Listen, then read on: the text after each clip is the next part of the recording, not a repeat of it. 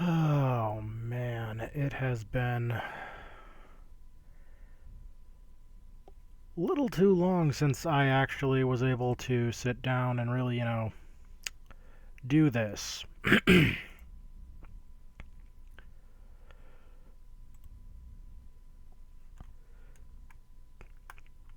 But we'll see how this all goes.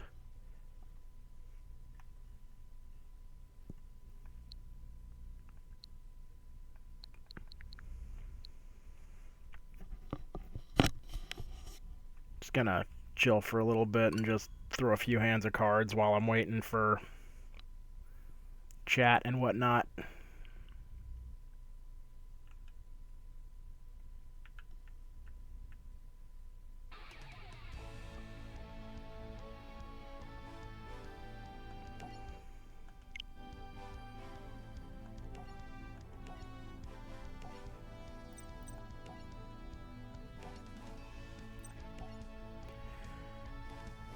Ketchup with lobster, you want? Thank you.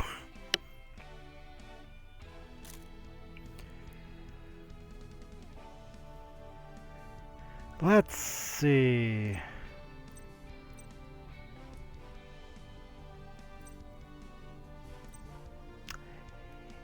Yeah, I think I'll torture Weevil with Miso Thorny for a little bit.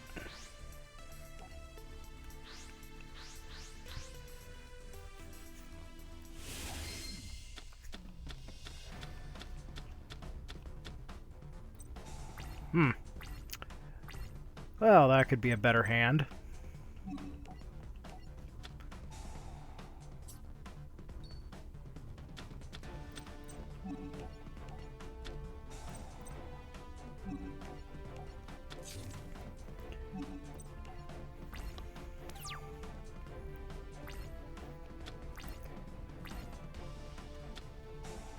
Let's see how many cards I can get him to waste in one turn.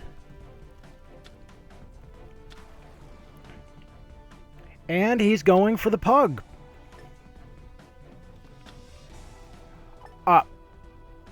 Sir! Sir! No, I'm gonna take this. That was just it.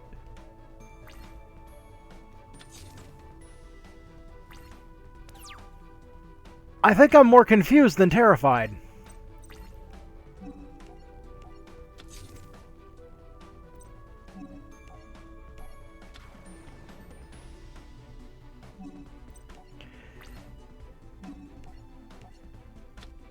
And there goes his only defensive option.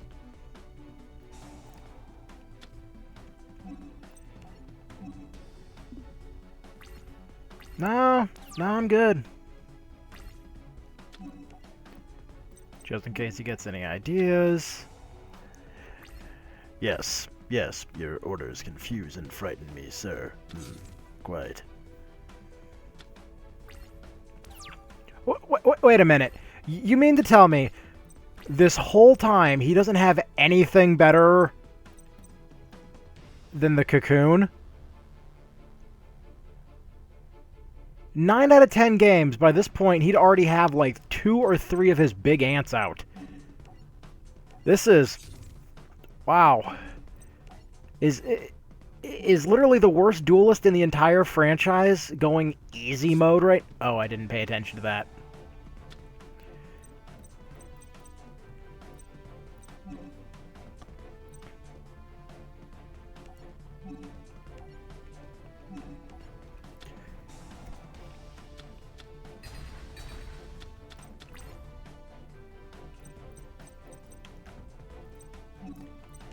That's fine, I'm still gonna get... What? No. Taya actually, if you actually look at her dueling record, she is undefeated. She has never lost a single match in the original series. Joey, Tristan, Yugi, Kaiba, the entire cast has somehow managed to lose. Except for her, and she's only played like maybe 5 games. It's like, oh no, congratulations, take your prize.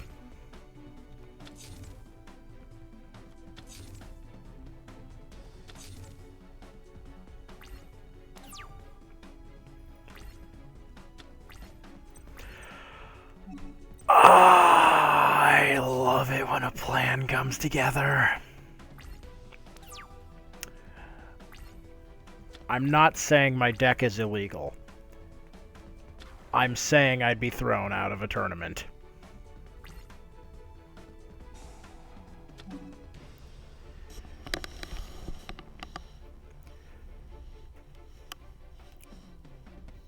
Oh yeah, no, Taya actually played a few hands. There was...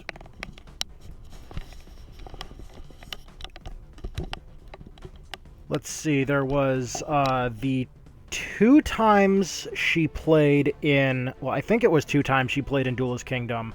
Then I think she played once after the Battle City arc. And then, and do not quote me on this, I believe she played one more time in Waking the Dragons. Oh wait, no, I'm sorry. I'm forgetting the Deckmaster one where they were all in cyberspace. So she went through that whole cyber experience thing and did not lose a single game.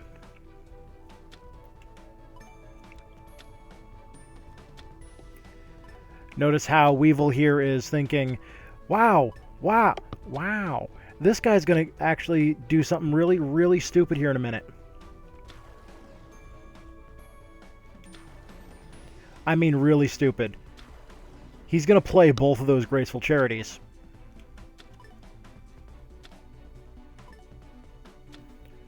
Which, because of my Thorn being on the field, he's taking more than a bit of damage.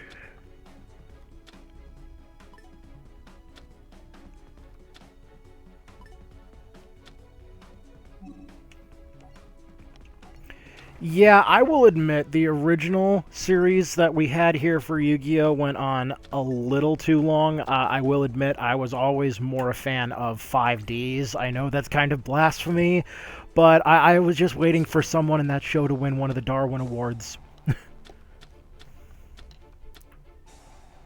Because card games on motorcycles, this can only end well.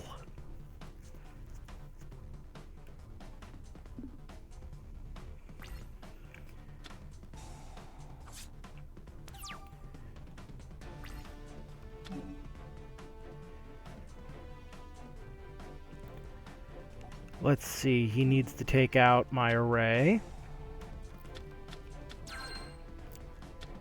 And already I'm making him look even dumber.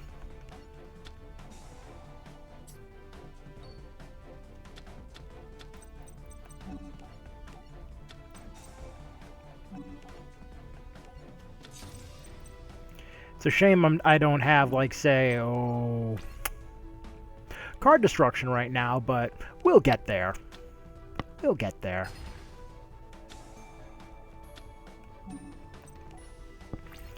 And if you can believe it, this is the slowest this deck has ever run.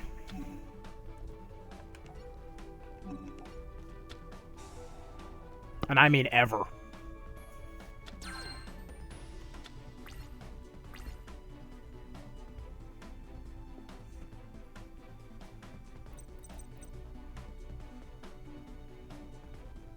Come on, what are you going to do, Weevil? You outnumber me in cards, like, yes to not yes. Aw, what a shame.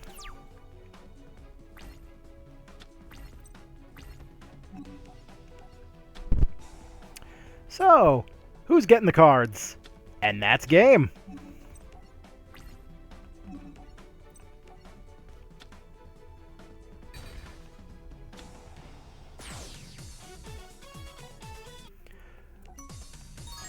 One of the slowest rounds I've ever played. This deck is normally much faster than that. Hey, Weevil had it coming. This man was... I'm sorry, this thing was cheating the entirety of every episode he was ever in. Hey, at least I'm not consistently killing him after he's already... Hello. After he's already dead.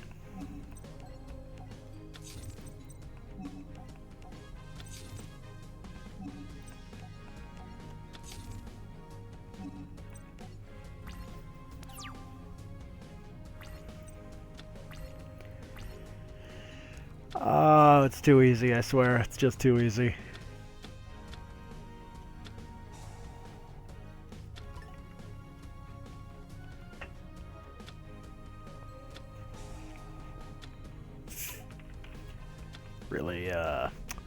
Really wasting that Ultra right there, Weevil.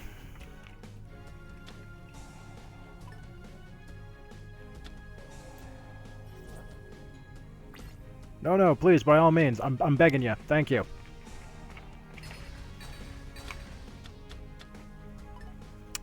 So, Weevil, how'd that plan work out for you?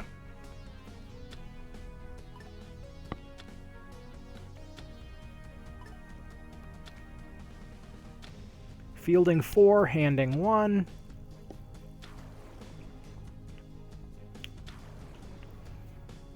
And I have an equal chance of pulling a Cyber Jar as I do a Morphing Jar, so this is going to be fun, especially if I end up pulling more card destructions.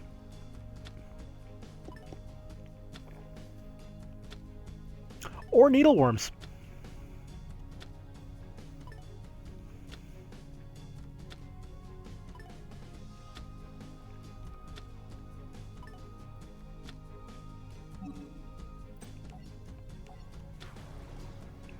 I'm fine with this result.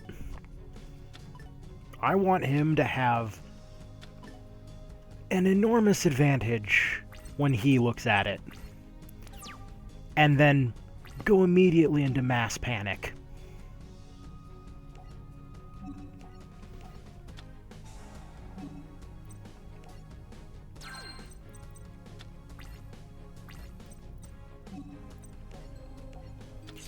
Yes, no. Anakin, start panicking. I don't have a planakin.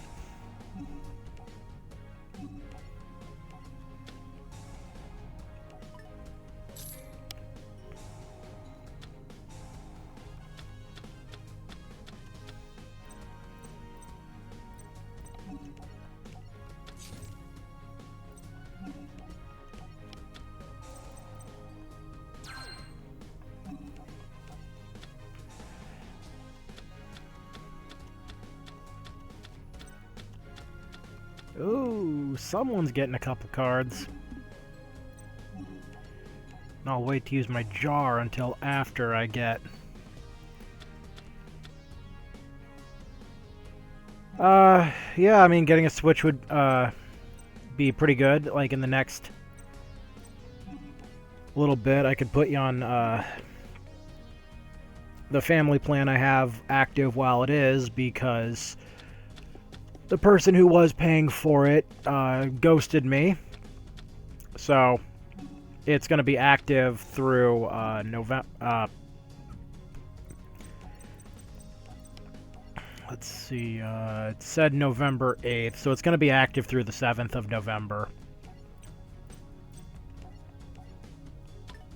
Because we did the expansion pass with the family plan because we weren't really, screwing around.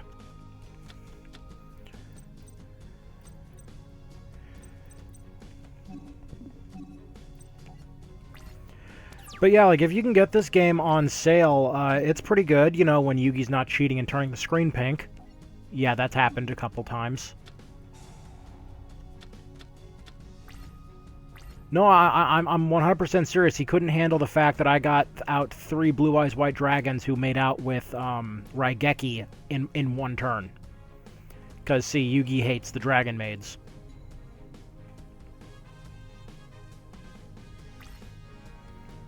No, please, I'm begging you, don't!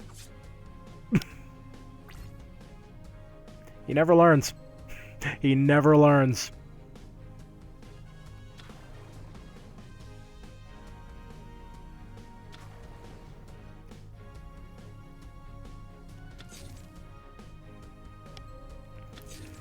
but you'll need a fairly decent deck to actually progress in this game at all. And the good news is the first really overpowered deck is available at the start, but you gotta grind it for a little while because the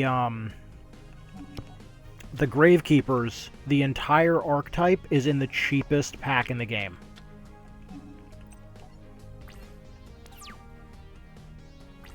Although, if your luck is anything like my now former friends, good luck getting Necro Valley within the first, like, 600 pulls.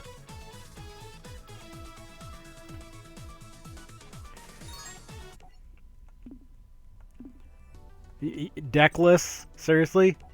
Bro.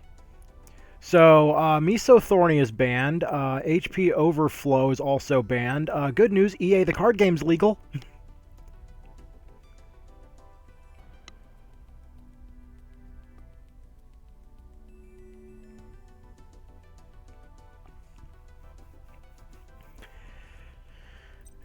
And the Dragon Maids are completely legal, though, it's gonna take you like 90% of this entire game to get them.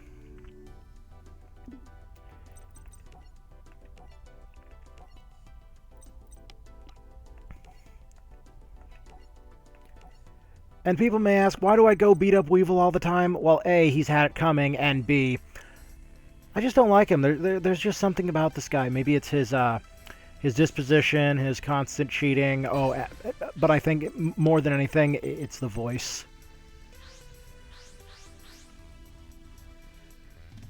It's the voice.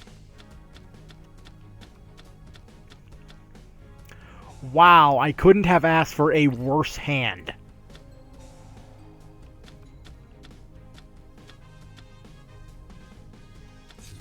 I don't even remember putting Raigeki in this deck.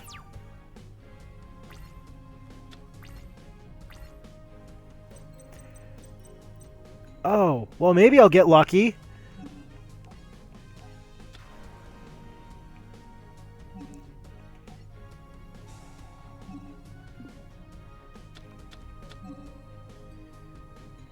Damn! Let's find out what cards I sent there. Aww. Well, that's okay. I can make Weevil very much regret his life choices. Because this Tinkek is honest for the archetype. So would you like to see Weevil lose, like, all his life points in one turn?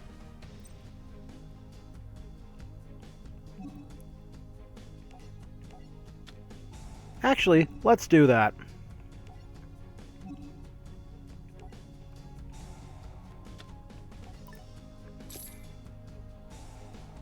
Because I'll make him think he's got the upper hand, and glad I did that. It's like, oh no, my beautiful dragon, it's gonna get so weak. Little does he know, this Dragon Maid's pretty much Palpatine right now. Because, no, don't, I'm so weak. Meanwhile, he's about to attack, and what he's about to hear is, do it.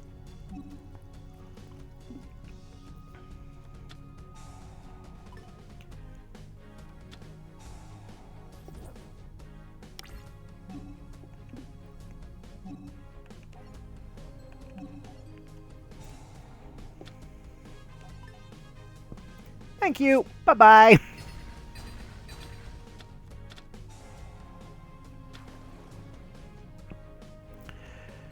Ah, it's too easy. Yeah, no, this deck's literally just, bye, have a beautiful time.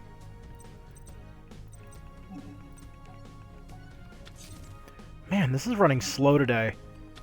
By this point, normally, I would have already had at least 2 or 3 of my heavies out, including my fusion.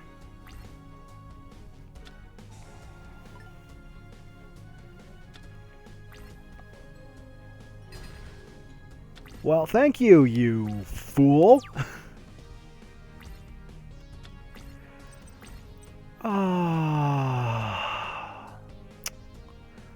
Well, about that fusion.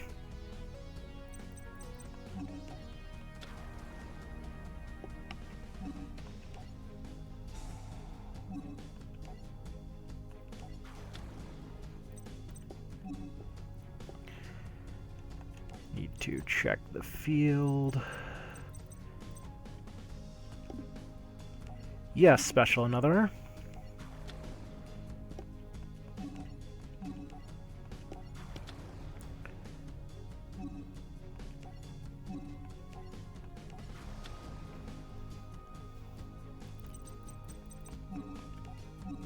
Let's see.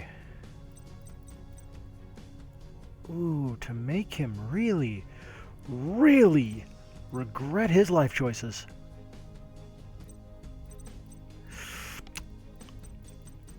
Yeah.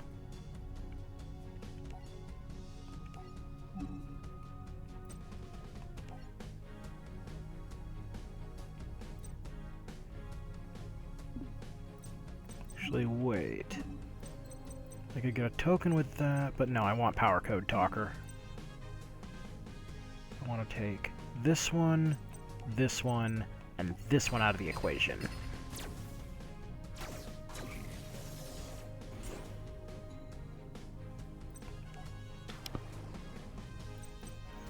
And there is a reason for this madness.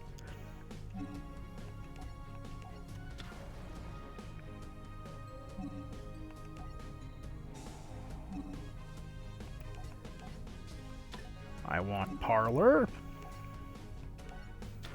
Because she is about to make my life perfect.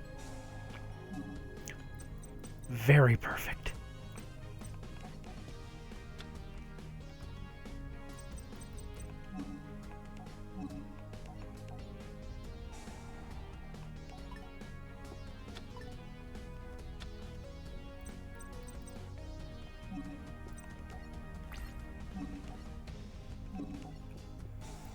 Time to retrieve Parlor and bring out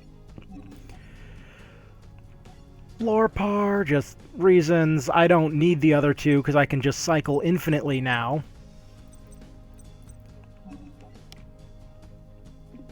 Wait, are you just do? Ah, so it must be Monster. Yes.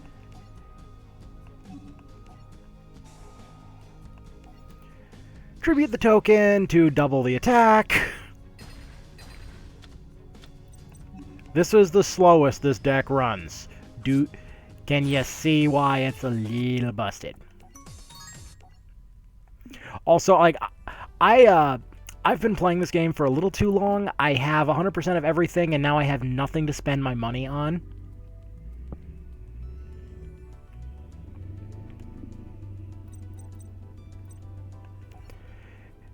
Like, Grandpa's pack, no joke, Grandpa has all of the Gravekeepers, that's what I'm trying to remember. But in order to unlock packs, you actually have to make it to a certain point in the campaign or beat a certain duelist a certain number of times. And when it comes to Blue Angel from Vrains, just build a deck that cheats. I'm just going to tell you that right now. Hello. Welcome to the chill stream. I'm normally a little more chatty, but this is what 4 or 5 seizures in the last 3 months gets ya.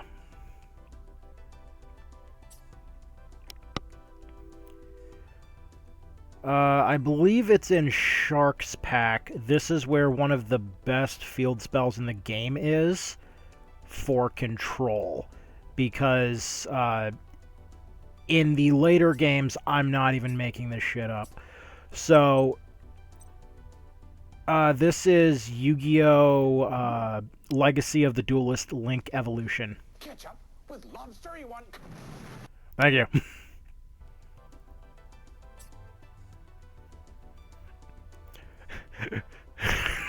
Yeah, that never gets old. Oh, excuse me. For all the headphone users, I pray to God nobody raids me. I'm being sincere about that. Is anybody here familiar with this old Jim Carrey movie called The Mask? I took a scene from that and made it my alert. Yeah, I think he wants to communicate. It's the horn scene.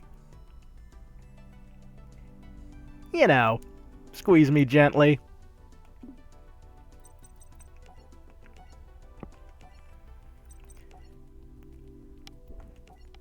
Ah, one of my neighbors is going at it again. Hope y'all lost a finger. Thanks.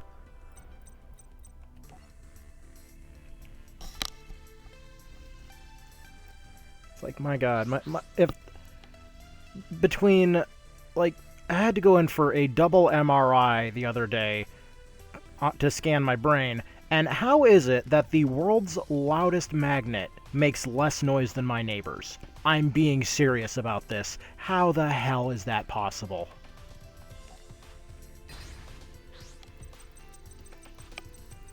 And just an audio check, everybody can hear me over the game and stuff, right? Or do I have to adjust any audio levels, or...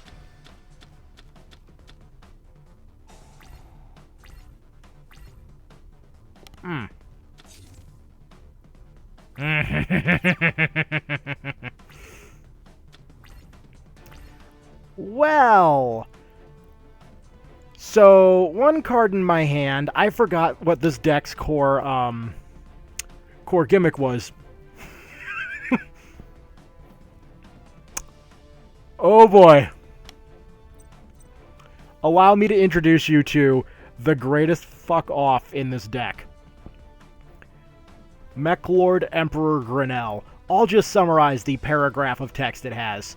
In short, if a card on my side of the field is destroyed by a card effect, regardless of whose card it was, who that destroyed said card, I can just play this from my hand, and then whatever my life point gauge is, half of that becomes its attack and defense, and it's an always adjusting number. Then, like, that's what I primarily use it for. Just stupid large numbers. It gets worse. If my opponent were to stupidly synchro summon, I can take their synchro monster, add its attack to Grinnell, and then put it in my back row. And from there it gets even worse, because once a turn I can detach said captured monster, summon it to my side, and turn their beat stick against them. Like I said, this deck's a little evil.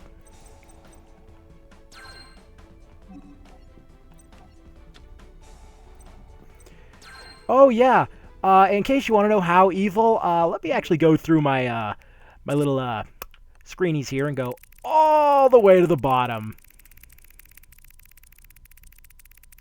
As you can tell, I like to take photos and videos.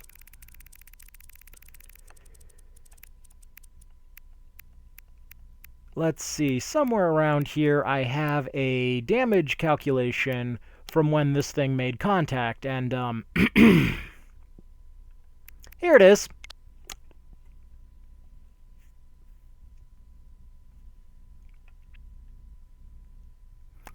As you can see, the number is a lot higher than what's calculated on the card. If I could splash this card into my HP overflow deck, the damage is actually infinite. Because the HP overflow will actually go to... It will overload the buffer of the game. So you'll actually get to see the number like 2, 1, 3, 4... And like that series of number that just tells you like that you've hit the top of the integer scaling, yeah, you get to see that.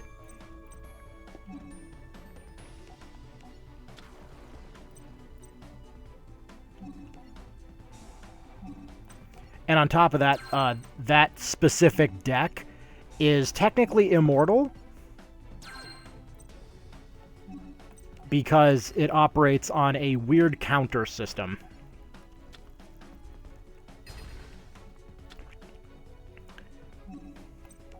Hey, look, Ariel was good for something. Excuse me. Now, please, please, my stupid friend. Please, play cards that make you discard. I'm begging you.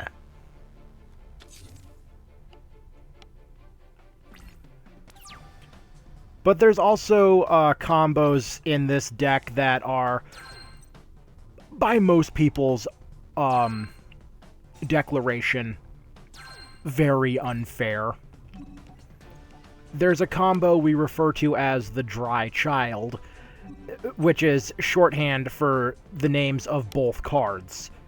Child's Play and Dried Winds.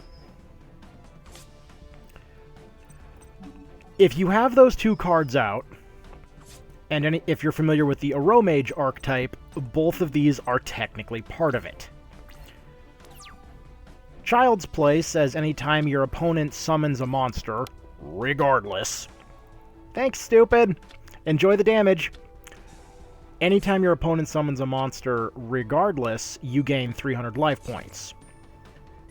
Now, this is where things get crazy, because when you have Dried Winds out, anytime you gain life points, technically once per turn because it is a trap, unfortunate, but that's what keeps it from being...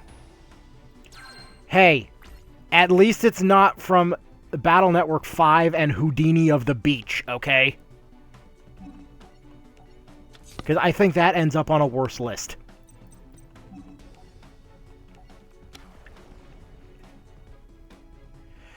Anyways, back to what I was saying.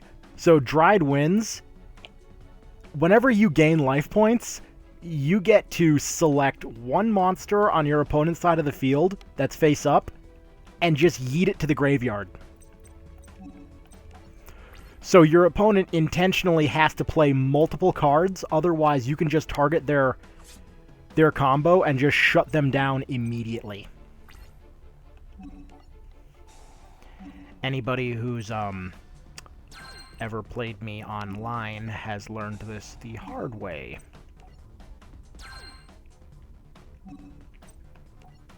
Because I do not show mercy. What card did I... Oh, side effects. Need to wait till he's wasted a card, and then I'll just gain. Oh, but I forgot. Child's Play has one other side effect, too.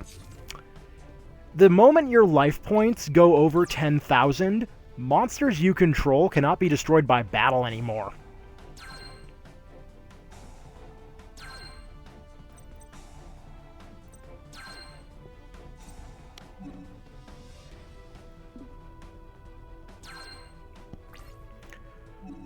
So it's really good for making a stall deck.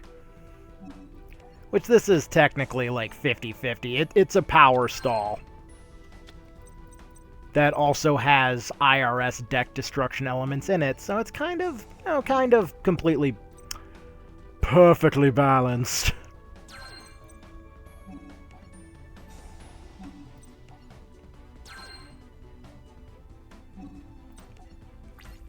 And then there's just Haman here, because I also have a combo in here that basically tells my opponent, okay, I'm going to let you attack, but I'm only going to let you attack this.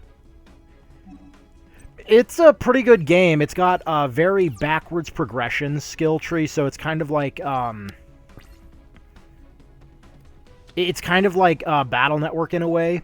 Like, you start off, like, very, very underpowered, and the starter decks they give you are just... Oh, they're just dandy, man. Like, they are the definition of, I swear to God, as soon as I can upgrade, I'm upgrading.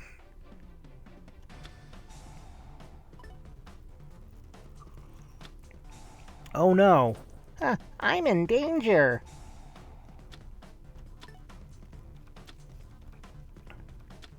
But look, you can only take out one thing. Two things now. And I know the first thing they're going for is... Oh, I thought... Well, he's going... Oh, I thought he was going to go for Pikaru for sure. Because Pikaru is actually was actually my strongest life point gainer. So about that Child's Play.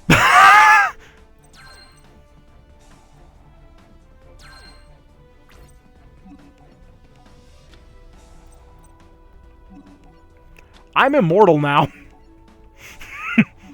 I am just straight up immortal.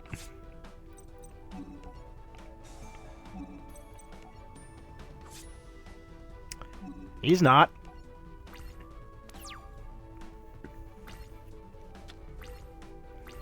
And, like, a lot of people, like, they keep telling me, like, even locals and stuff, like, dude, why do you always run? Oh, cool, we got a bot. God, I love seeing these things. It's like, I wish I knew Welsh just to confuse them.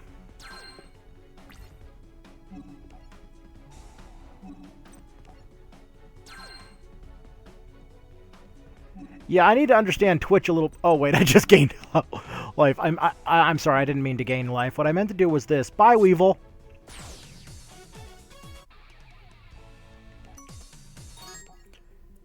Like, was this actually the reverse cancer, or was... Yeah, that was. Oh, okay. Reverse cancer is... Oh, never mind. Reverse cancer is the one where it's the life point gain deck that's designed to also burn my opponent every time I gain life points. What I wanted was EA, the card game.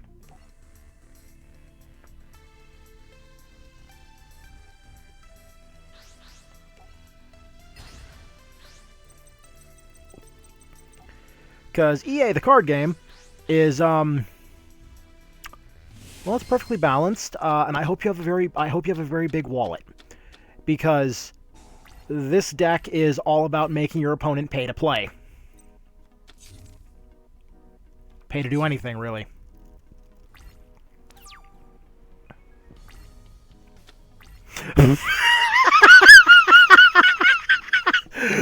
Oh, it's too easy. Oh, it's too easy.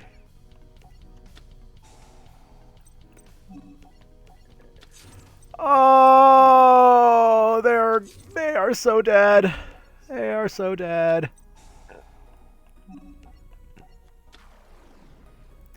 And anytime they were to summon a monster, congratulations. I gain life points, I burn them, I get to blow it up. And every time they attack, they have to send a card from their hand to the graveyard and a card from their deck to the graveyard. Oh, it's just too easy. Now, unfortunately, the sending a card to the graveyard from the hand affects both players. This is not an attacking deck. Okay?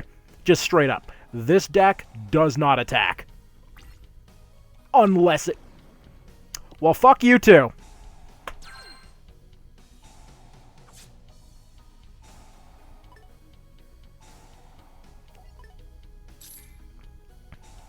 But I'm taking you with me. Now he's going for his cocoon. Or, I'm sorry, his, the perfectly ultimate Great Moth. And the only time he ever plays his regular Great Moth is when he's holding both of his, we just call them pugs, in his hand. Like, I've played against this AI so much, I can almost tell you everything that's in this deck without having to look at the recipe.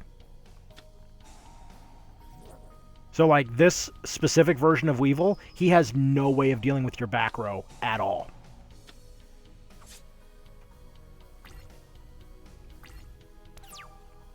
And if I get one more trap card...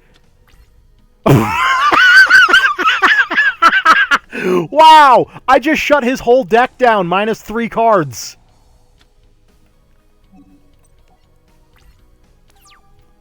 The only 3 cards, like, he has in his entire deck that can actually bypass this are Howling Insect, Cocoon of Evolution, and Petite Moth.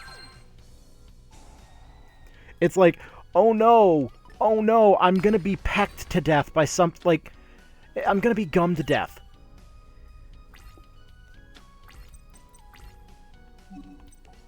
This is how you end up, this is how we get the slow games, by the way.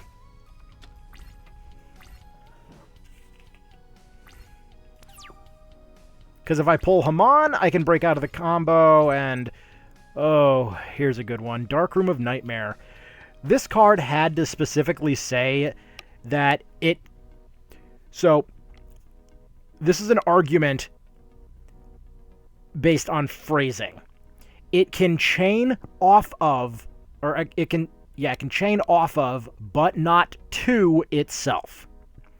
What I mean is, because of the phrasing, they had to come up with a way to stop this card from doing its original printed effect, which is if you had 2 Darkroom of Nightmares out and you played, say, a Sparks, they would chain to each other. So every time one would do damage, the other one would kick off, and vice versa. This resulted in an infinite loop that would just immediately kill your opponent. So what I mean is it chains off of, but not to itself, is if you have a combo on the field that has, say you're using the life point gain burn combo with Fire Princess. Fire Princess will chain Darkroom of Nightmare, and then however many times Fire Princess goes off, then that's how many times Darkroom of Nightmare goes off. So about gaining that life point... This man's a moron!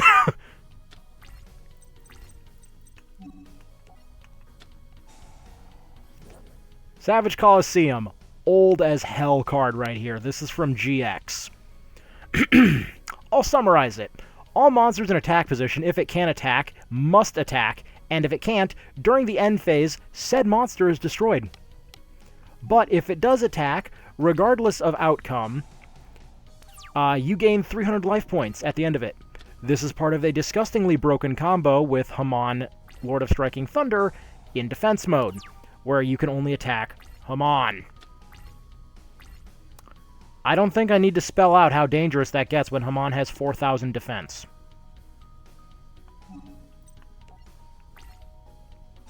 Because the AI in this game is just that stupid. They will burn through their own health gauge attacking Haman to deal damage, like, to gain those 300 life points. The AI in this game needs a lot less A and a hell of a lot more I.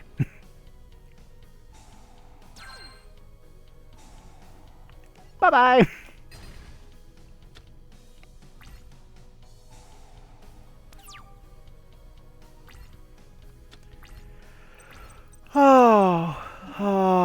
And this is where true invincibility happens, because Marshmallon cannot be destroyed by battle, and if you attack it while it's face down, when it flips up, you take 1,000 damage.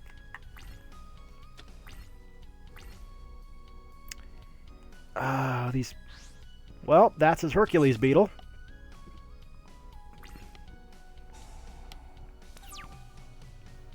Now this whole deck, if it wasn't for the fact that that level limit was out, I probably would have lost by now. I'm just being honest. But anyways, back to my neighbors. So yeah, these people make so much damn noise, I shit you not. Like, there is one vehicle that comes through here, and honestly, I think my neighbors are trying to take a Civic into orbit, because the Honda space program out here is real, man. So about that Haman.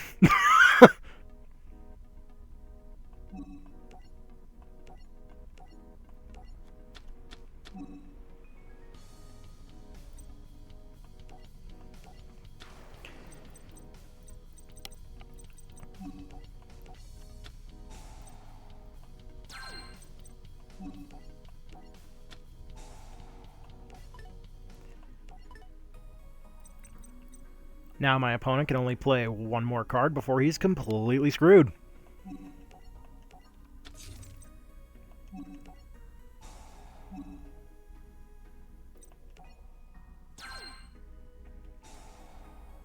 After this round, probably going to jump over to a different game that's a little more intensive than just push the button.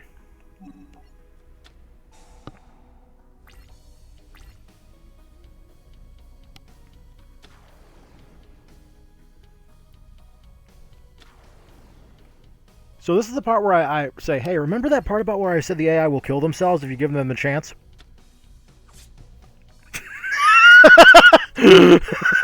They absolutely fucking will.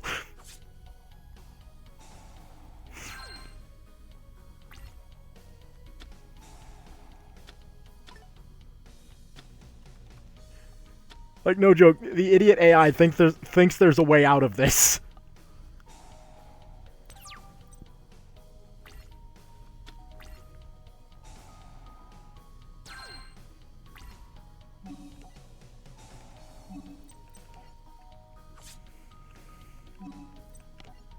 I don't even need to play any more cards. I have entered the win condition. And this isn't even the primary win condition. This is one of the alternates.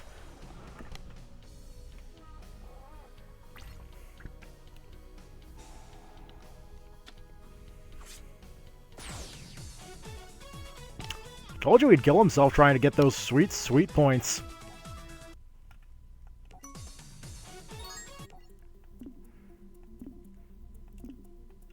Like, I love that I turned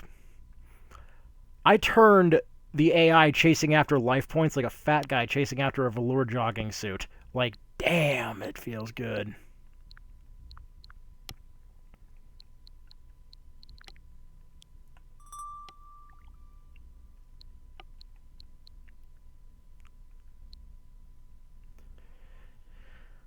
Let's see, what next? Doo-doo.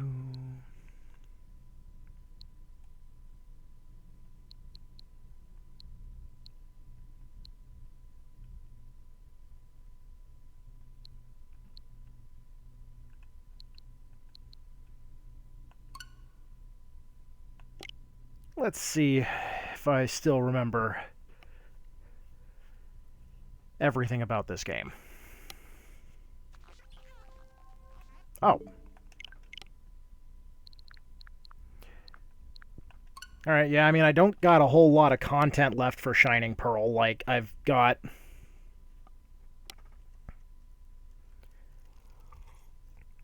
I'm trying to remember, because, like, my big thing with this game is I absolutely fucking adore the Underground. I always spent more... Like, I almost absolutely overloaded my DS Lite. My original DS Lite. I spent so much time in the Underground...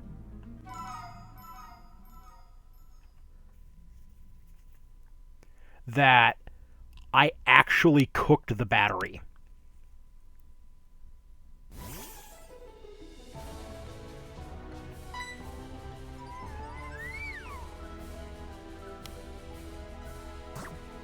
Oh, whoops, wrong button. Like, my team is a little, completely balanced.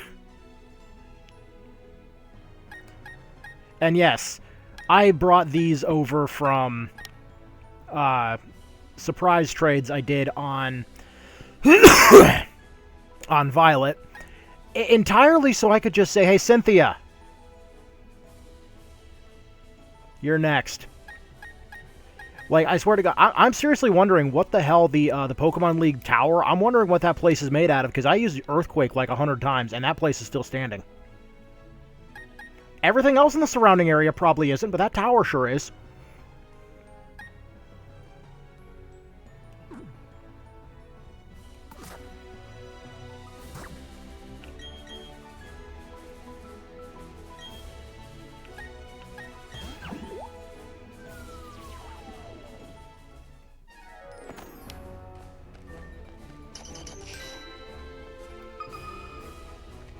Was I near? Oh no, they're all around this corner.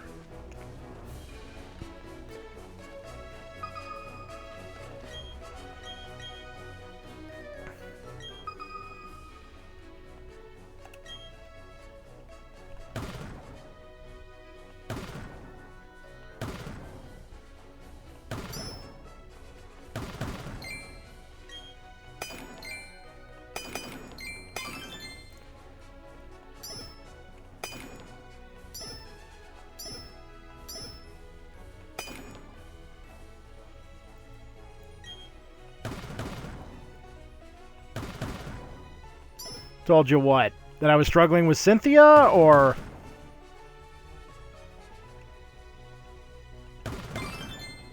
Hey, I found it all.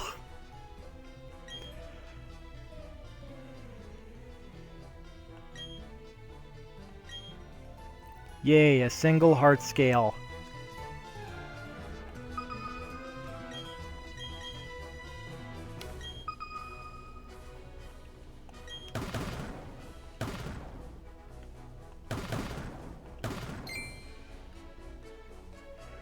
Oh, yeah.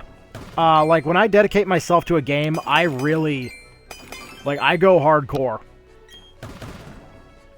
Like, I lost probably, a month to Violet, but that's because I was sick for, basically the entire time. And I was playing Violet while I was, like, watching old Bond movies, so it's like...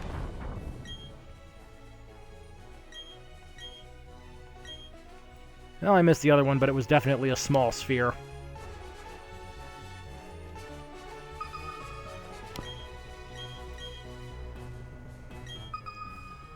It's gonna... Yep, there's 4 here. Hello, item chest.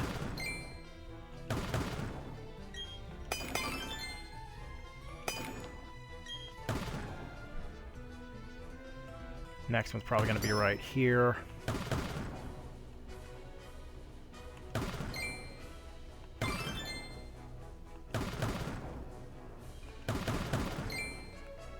Oh.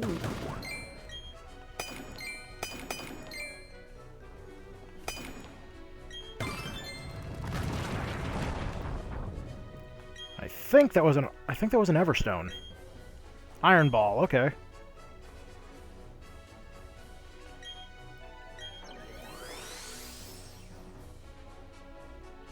Hey, a Beautifly statue.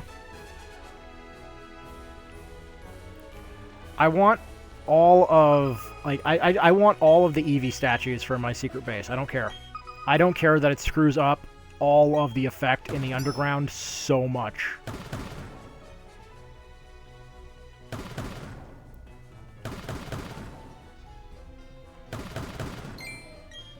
There's a Leaf Stone.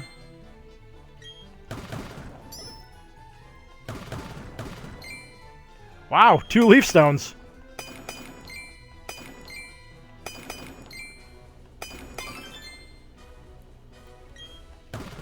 That's actually rare. Normally, at best, you're lucky to get maybe a single of 1 stone in one area. It's really rare that it just spawns 2 in.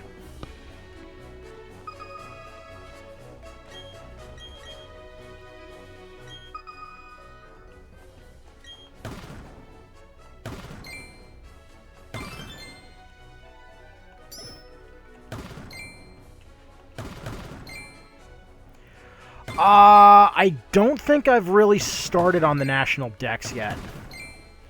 Speaking of stones, Water Stone.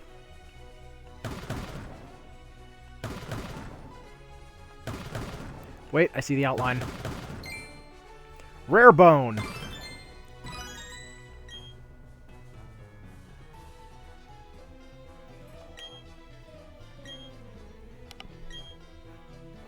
I do know that, love it or hate it, Generation 9 made me appreciate one very important thing that I had completely kind of blocked from my memory about the older generation games. Oh my god, I'm so glad that Gen 9... Hey, a Trico statue! I'm so glad that Gen 9 does not roll the credits every time you go through the Academy Ace tournament, because that's their equivalency of the Elite Four, considering you can only fight the Elite Four once. Now, that being said, because of the amount of time and effort, and namely the budget they sank into the end credits for Generation 9, the fact that they sacrificed the game's multiple dubs that it had to have the end credits song be done by Ed Sheeran, I wish the credits would roll more than once. Like in that case.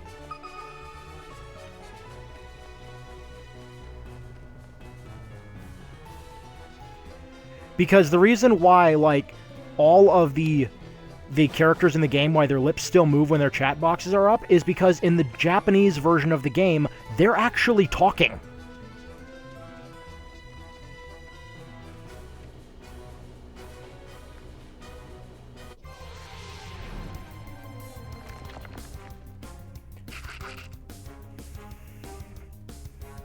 My favorite derp lobster.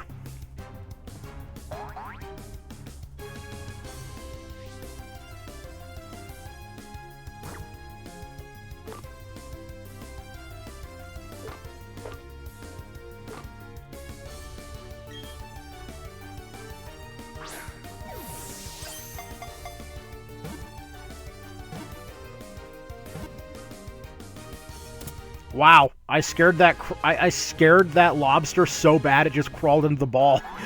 It did not want to come out and face that. It's like, nope.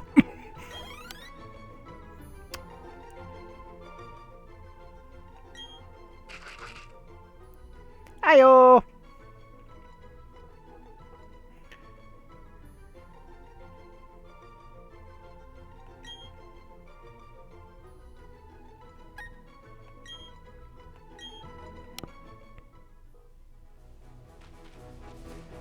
Hey, my favorite doggo that I hate cannot be transferred into, you know, ayo! I wanted this doggo in... Oh, wait, no, this one can. Oh, that's right. It's Absol.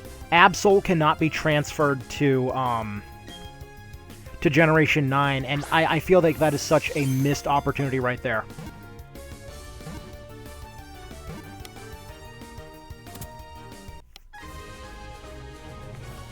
Because I actually brought the Gardevoir that's on my team.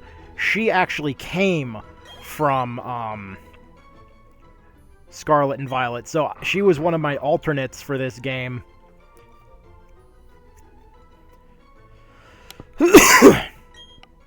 For just whenever I had to do a gym, which, oh my god, I forgot just how absolutely brutal some of the gyms in this game were. Like, I must have just completely glazed over that part from my memory. Golbat, I'm not even going to bother capturing you. You and your entire species has tortured me enough.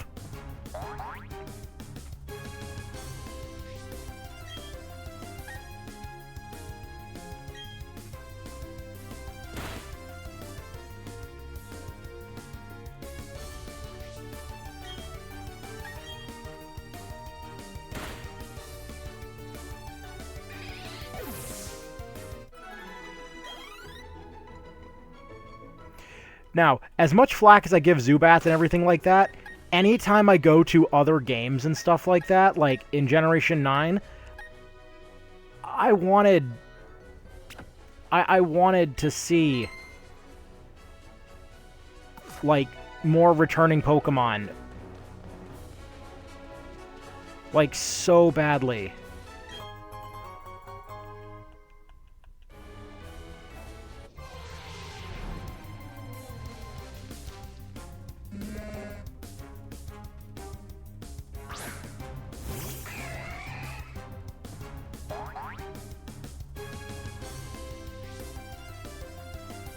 Okay, I already have it.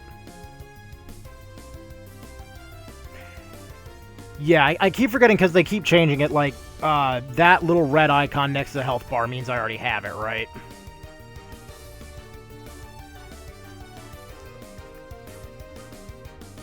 Because, like, on all the other Pokemon games, like, the icon's typically bigger.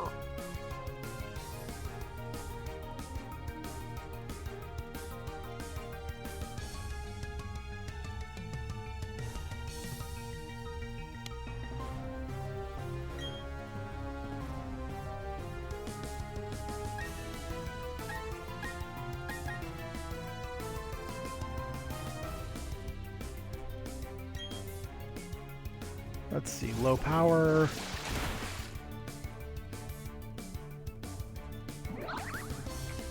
I appreciate that in this game they made the affinity your Pokemon has for you actually do something. Instead of just being a, okay.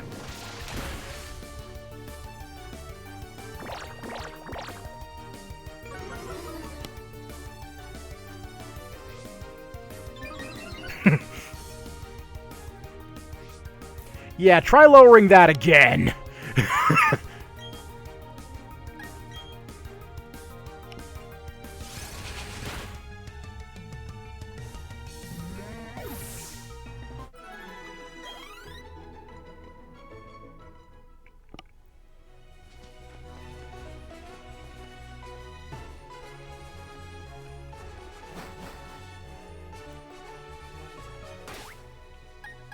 Like, as far as the national dex goes, I'm not all that far. I've seen, total, I've completed the regular dex.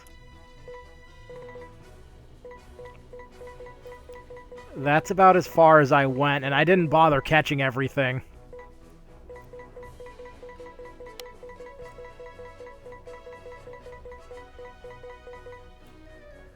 I think the worst part about this game, like, I had to get lucky. So, I forgot that in Gen 4, Drifloon was only available on a Friday.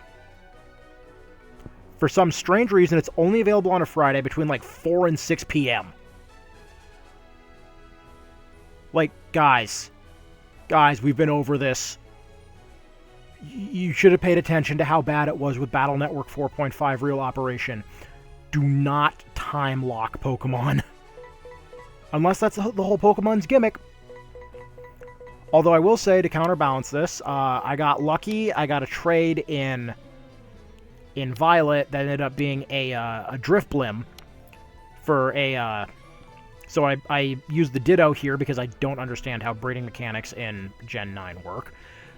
I used it here to get the Drifloon and then sent it over using Pokemon Home.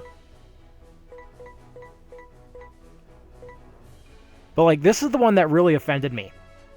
Ponyta and Rapidash cannot be transferred to Gen 9.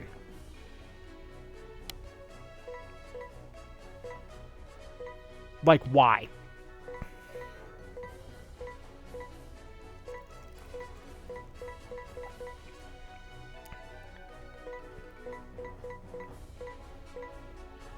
Surprisingly, I never got a Gibble. But I did get kind of lucky. So the Giratina dungeon at the post game for Diamond and Pearl, I got lucky and I was able to get to Giratina on my first try within 7 rooms, which is pretty fast considering if you go 30 rooms and don't find it, it returns you to the start of the dungeon. Because that dungeon's procedurally generated. Why? So, this one also... Anybody in Generation 9 who's trying to just evolve a Feebas into a Milotic, I've got some really bad news for you. Feebas, even in the DLC, still only evolves if you give it enough beauty-increasing items. And there is not a single beauty-increasing item in Generation 9 because that whole side of the game was removed. So the only way to... Like, you still have to catch a Feebas. So to counterbalance that, they made Milotic just available in the wild. But I'm doing pretty well. I only have one legend, not counting Dialga. I still only have one legendary from the standard dex to catch, and that's Mesprit, because that little shit keeps running off. Never in my life have I wanted an Entei or something just to scare it to stay.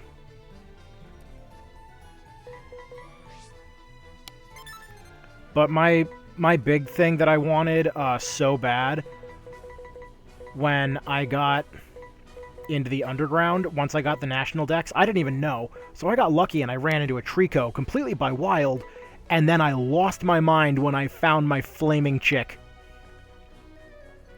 Because Torchic has all, like, Torchic's my favorite starter. Like, I always went Torchic in Generation 3, and that's because Blaziken is overkill. Like, excessive amounts of overkill.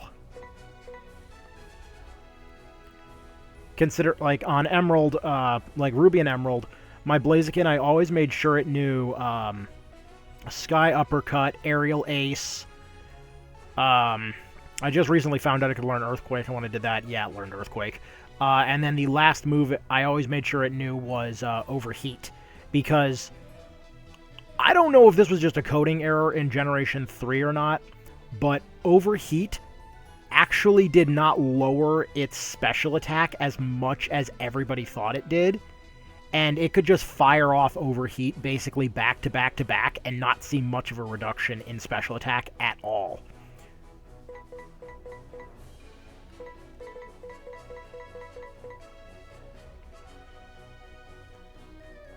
Still got to get this happy little party animal.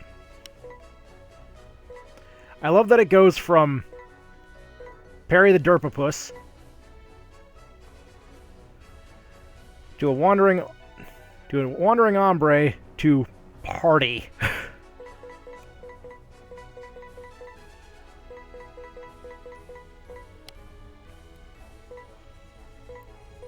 But like the amount of Pokemon that can actually go into Generation 9 kind of offends me. Because like Corphish and Crawdont can go in, and so can Feebas and Milotic, but then other Pokemon like Absol, as previously mentioned, can't. Also, I'm not sure if the Regis can go into Gen 9 at all. Like, Gen 9 has one of the weirdest Pokedexes I have ever seen. And I blame that largely on the fact that its Pokedex is largely made up of generations 3, 4, and, like, 7. Because over, like, I think, what is it, half of the Pokedex comes from X and Y? Oh, wait, no, I'm sorry. Half of the Dex in Generation 9, I think, comes from Sword and Shield.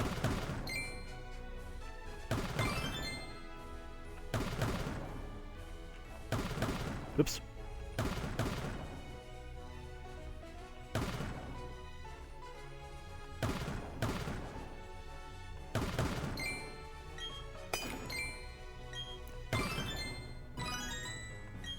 Wow! That wall was about to implode. Can I get a Vaporeon, please? Not for what you think. Wartortle. Classic from my days playing Blue. Now, if a Missing No statue shows up, I'm going to be concerned.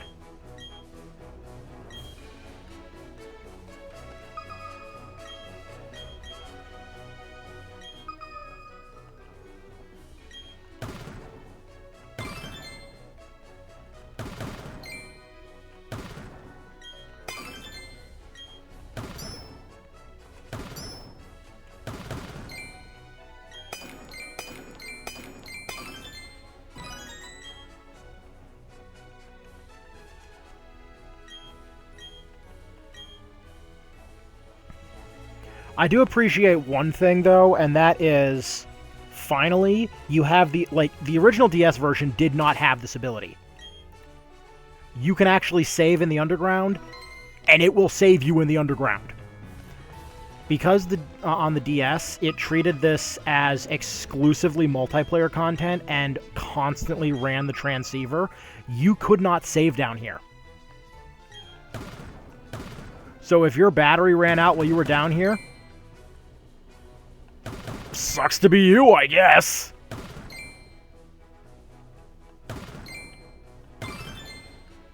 What the fin thing? Fuck is... I thought I was digging up stuff for Pokemon, not Ben 10.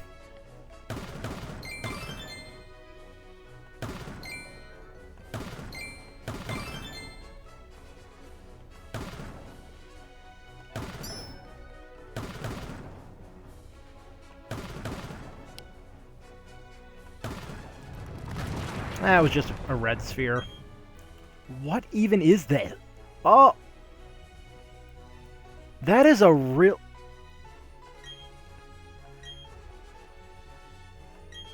So let's see, I got a rock, a crystal, and clay. Right.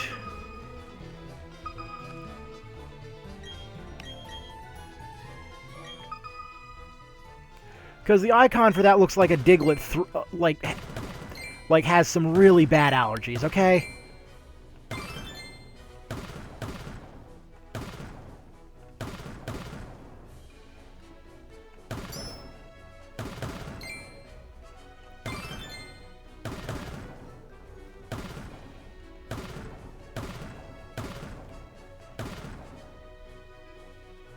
It's right here then.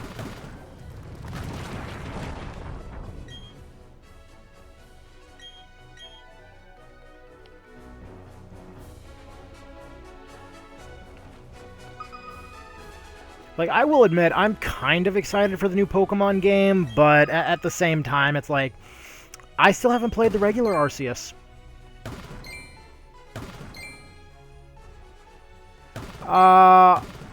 Gonna go for quite a while. During one of my original Mega Man streams, actually, was it Mega Man, or was it... I'm sorry, when I was streaming Armored Core 4 Answer the first time, I went for 12 hours straight.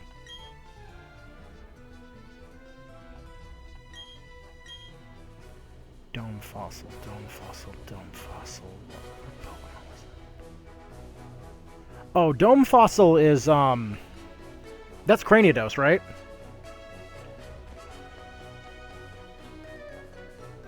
Yeah, Cranidos is the Dome Fossil, because the Armor Fossil, I think, is, I think that was, oh, little Sandshrew. Like, I appreciate this. Yeah, Terrorizer's not wrong. Not even remotely. I fell asleep playing Gundam Breaker 3 at the library on my PS Vita, and... Skitty! Skitty! Are you gonna let me... Like, what?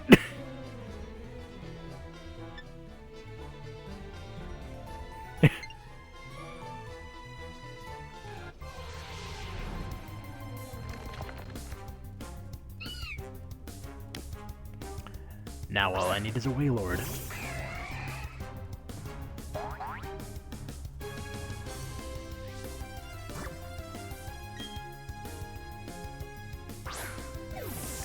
Oh good, and it's a female Skitty. Now, back to my previous statement. Now all I need is a Wailord.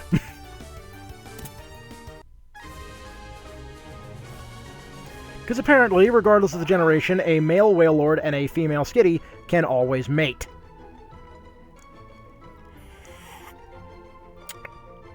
Biology, I think, has something to say about that.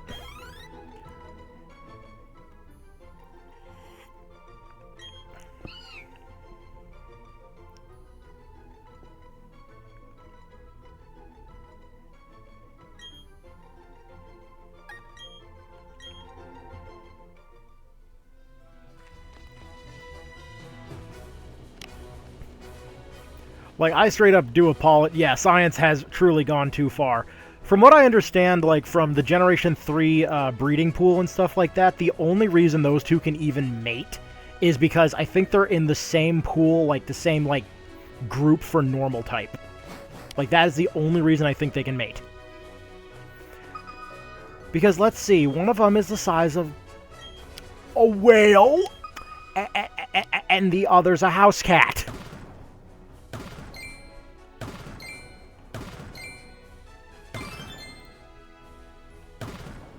Like, things didn't get, things didn't get that crazy even in Dragon Ball, God rest his soul.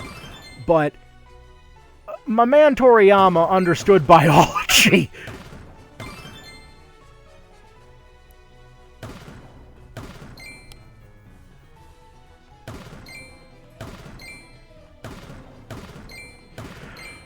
So yeah, I fell asleep playing Gundam Breaker 3 on my Vita at the library right by my house, and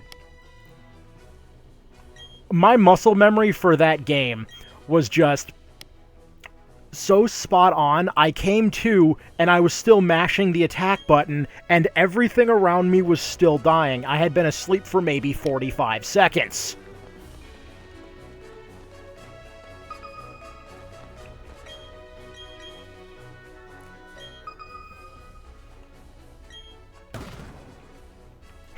Hey, found them both with the first swing. That does not happen very often. Excuse me.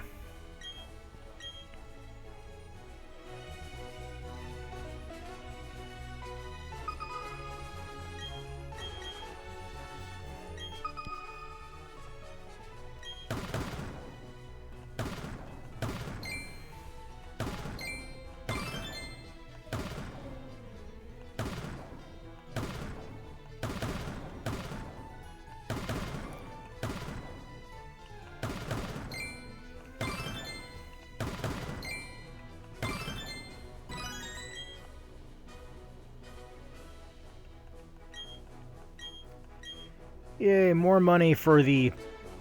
I probably don't need it at this point. I kind of made my Empoleon have the amulet coin, so just like, you know... Just like Generation 9, I enjoyed taking a lot of people's pension.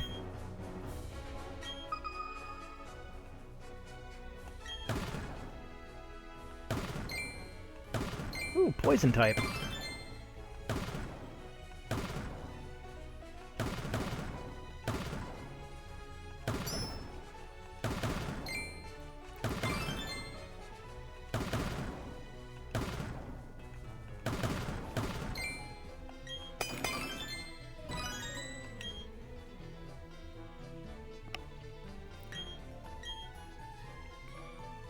Wonder what we're gonna get out of this one. Hey, a Skuntank!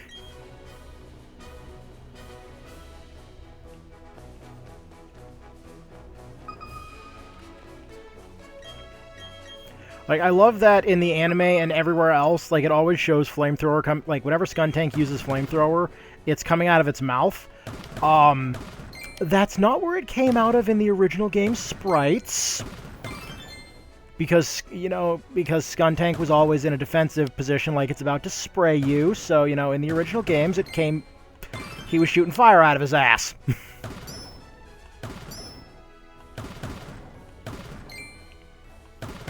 Ooh, I need that.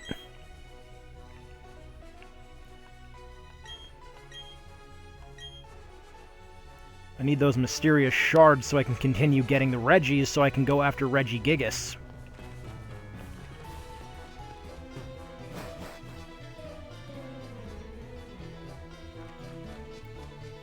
Ah yes, the slowest of bros.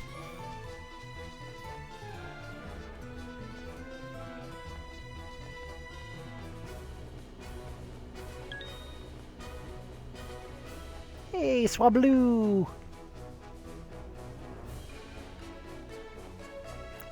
Anything else in here of interest? No, not really. Sandshrew, do not engage! Do not engage. That would be very, very bad for you.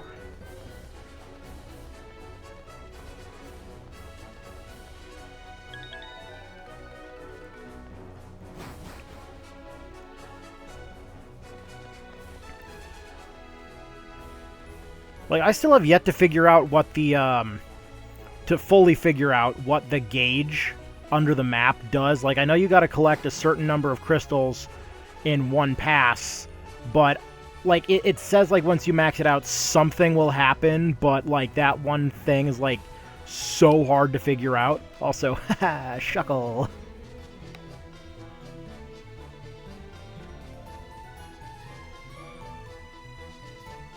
Pinsir.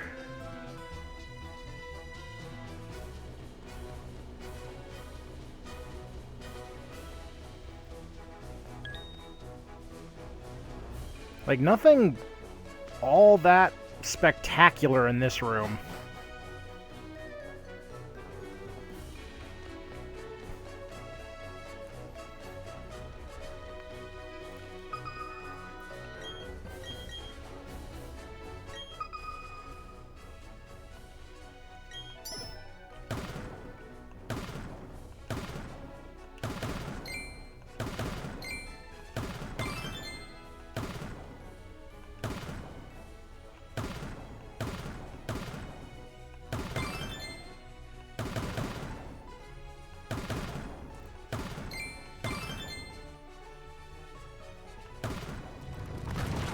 Going out on my own terms there.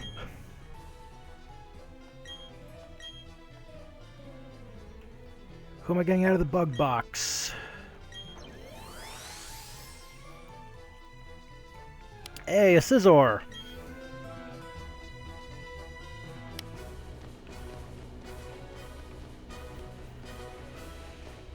Yeah, I'm glad Daylight Savings Time's over, not that my state actually uses it.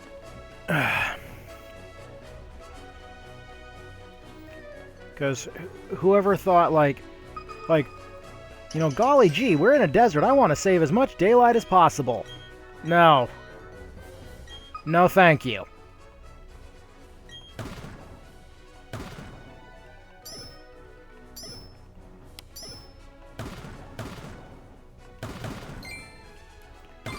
Ooh, there's a good one. Heyo! Let's see what we get.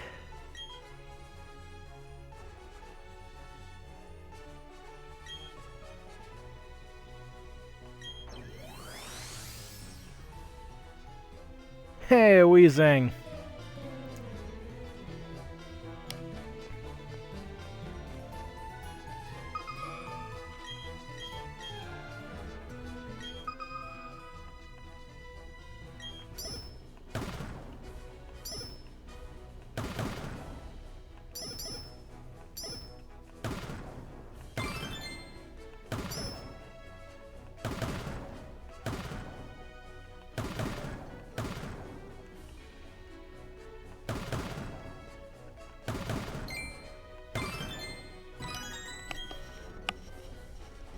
I wish there was, like, actually good stuff to get from the, I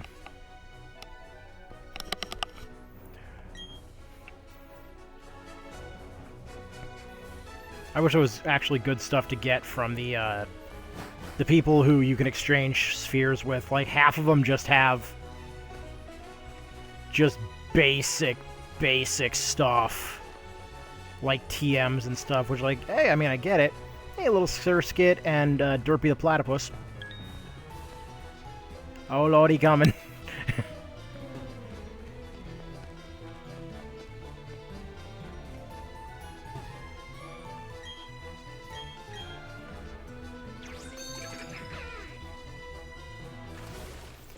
That's something else I missed from, that I actually did not miss, actually, from the previous generation games that Gen 9 just made so nice. Like, not having to have so many menus.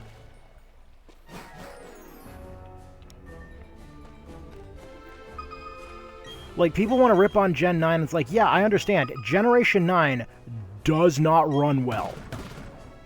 Like, if you're gonna rip on it for that.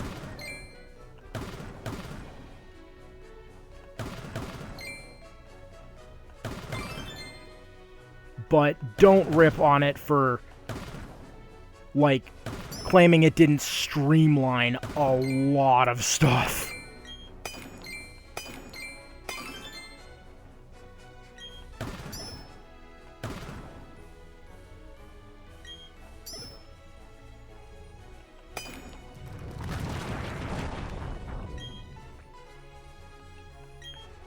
Another dome fossil, and another bug statue.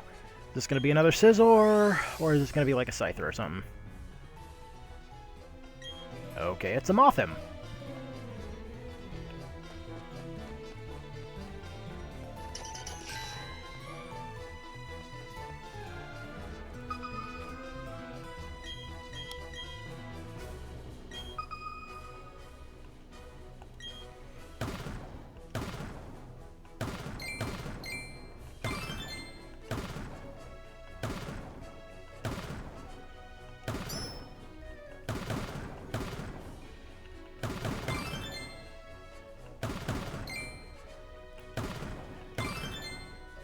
Hello, Moonstone.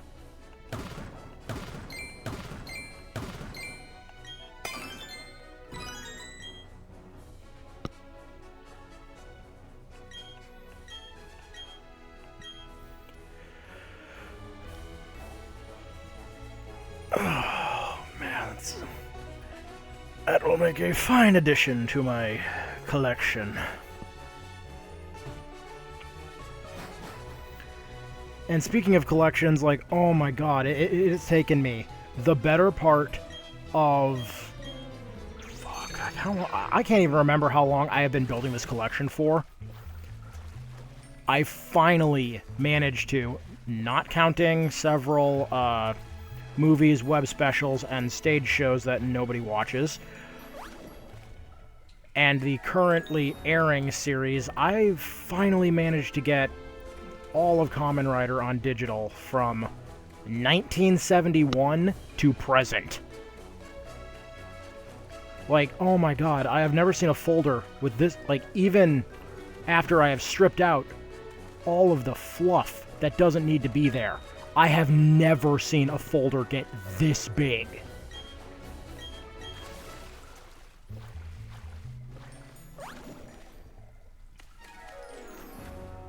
Like, we're talking 50 plus years of shows here. Which is, well, about a third of the way through Kamen Rider O's was the 1000th episode, and O's was 2010. So, yeah, I think there's something like 2,000 episodes now.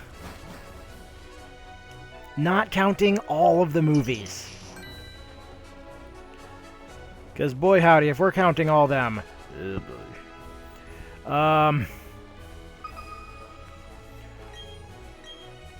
like, it's great, too. And then when I worked UbuCon last year, when I was watching Revice while I was sick, I actually didn't realize this, but last year I actually worked with part of the cast.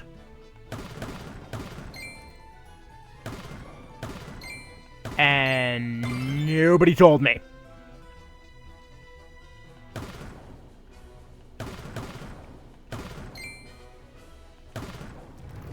Because in like 1 or 2 episodes, one of our guests last year was in a couple of the episodes, and to my surprise, I found out it was the original voice of Vegeta. It was Ryo Horikawa, who we had out here last October, I think it was.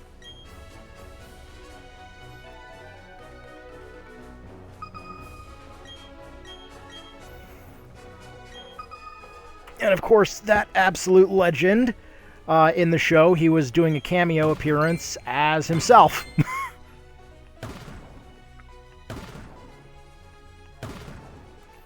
Oh, another box. Oh, it's a dark box.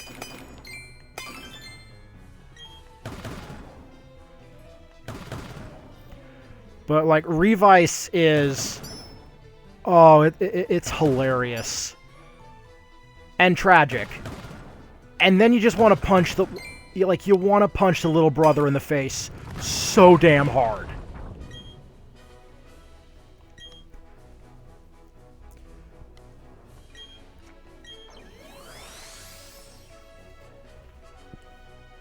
Hey, Murkrow!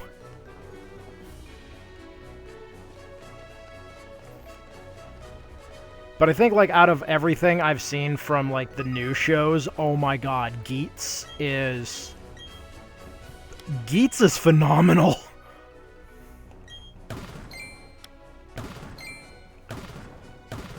Like, the intro starts even hard, like, it goes way harder than Build does. And that's really hard for me to say, considering, like, Build was, like, the first series I really, really fell in love with for Kamen Rider.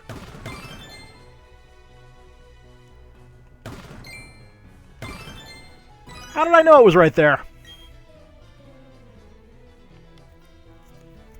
But, like, the production quality of Geats, like, you could actually see that during filming and stuff like that, that they got to lose a lot of the restrictions that they had to put in place when the coup happened. Like, you can visually see when it happened in 01, because they went from these massive, like, stage shots to, under the regulation, including the camera crew, there were only 20 people allowed on set at any one time because of the regulations they had to put on for public safety concern. Which, understandable. However, this, rather than taking some time off because they didn't know how long it was going to stay in effect, this is what resulted in Saber being so disgusting disgustingly CG heavy. And not in a good way. Like, although that being said, there is no accounting for taste when it came to Slash, the character whose transformation you need an insulin shot for your eyes after you witness. My god. Yay, it's raining again. I know my yard's gonna love that. Someone send me a flamethrower, please. I need to... I need to solve some problems in my yard. I need a flamethrower.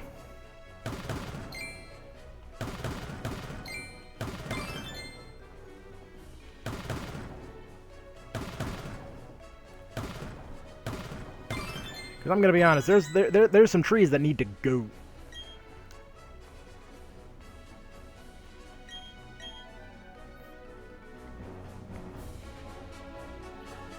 Alright, let's... Oops, wrong button.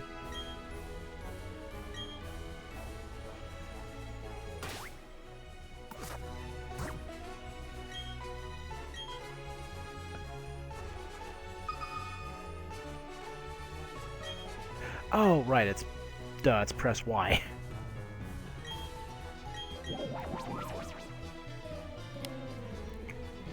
Like, you would think moving around the underground would, change your location. But no, it returns you literally to the exact spot you entered, so you can go and basically explore the entirety of the underground and always come back up at the same spot. Like, I get from a, like, game coordinate system value why that works, but yo, like, in the real world, can you imagine the amount of cable someone would actually be having to have, like, if they ran across the entirety of an underground network of cables and just came back up to the same spot? Like, oh my god.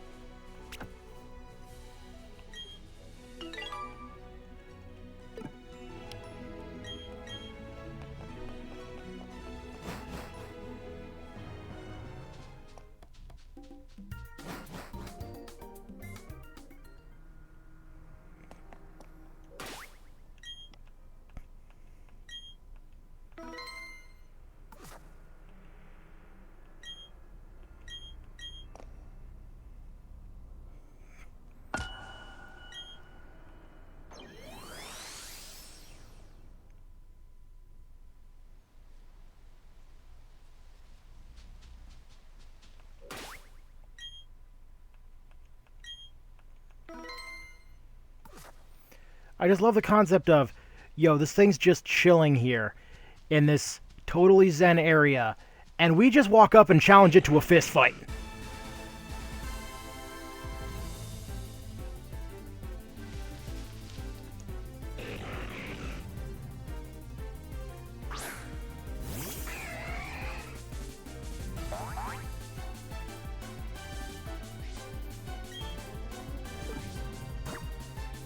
I'll just get this out of the way right now because I know it's going to fail, but there's a chance it won't.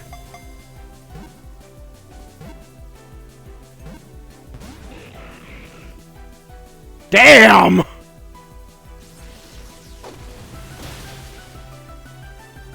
That was so close.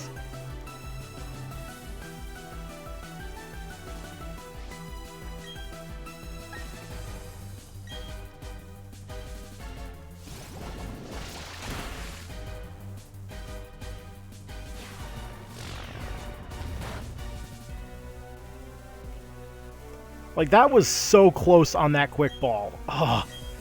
All we had, like...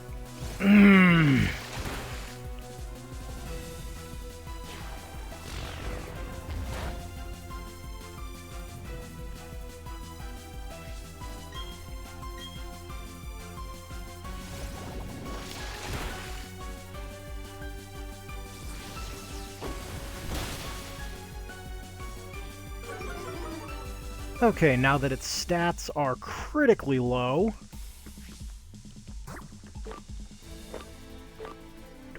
Not wasting the Master Ball on that. Timer Ball will have basically no effect right now because I need 7 more turns to pass.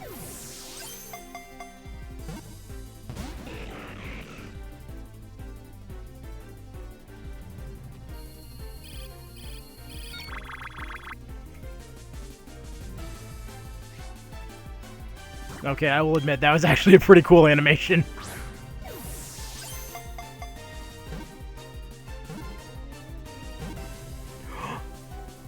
Yay!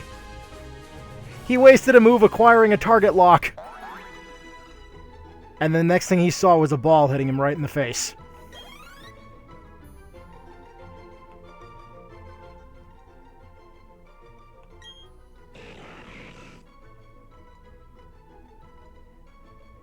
Wow, this thing's only 4 inches taller than I am. And weighs twice as much as I do.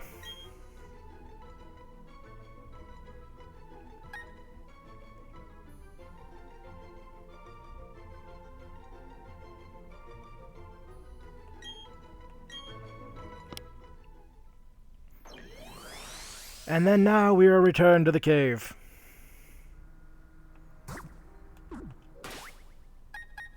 I definitely should restore my Empoleon's health by a little bit.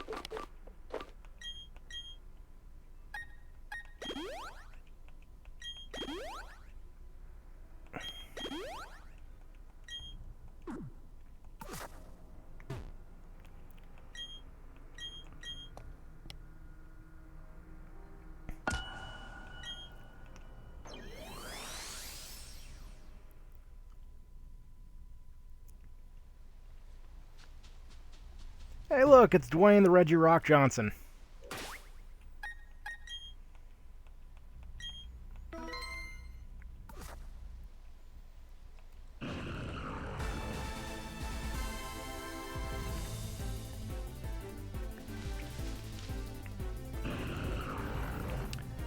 Oh god, I just realized I have double type advantage over him. Oh shit.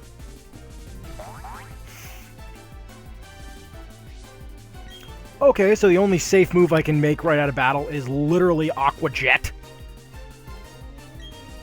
Or Drill Peck. Drill Peck is the only thing that won't immediately kill him.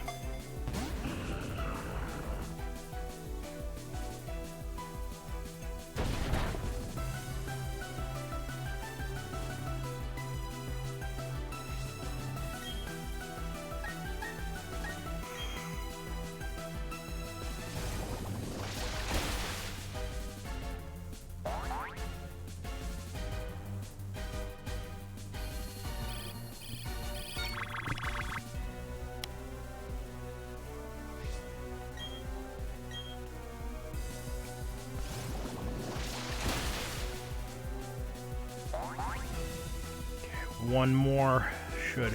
Uh-oh. Yeah!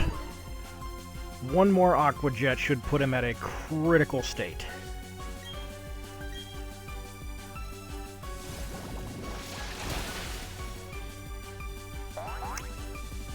Well, I was right about one thing! It put him at a critical state, alright? He's fucking dead.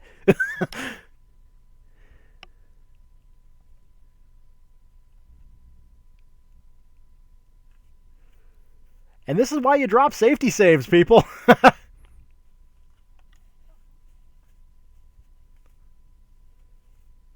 Yeah, it's especially more balanced in this game when your Pokemon, if your Pokemon really, really likes you, it can just get nothing but critical hits if it wants to. That wasn't even a critical, by the way. That was just doing regular damage, I think. Should have gone with a Drill Peck.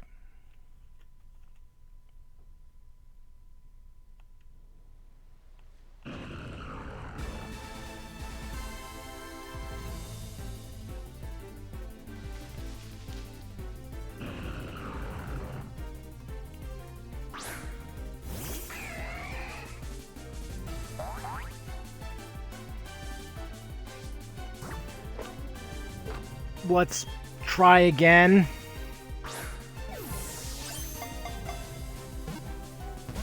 Yeah, that's farther than we got last time.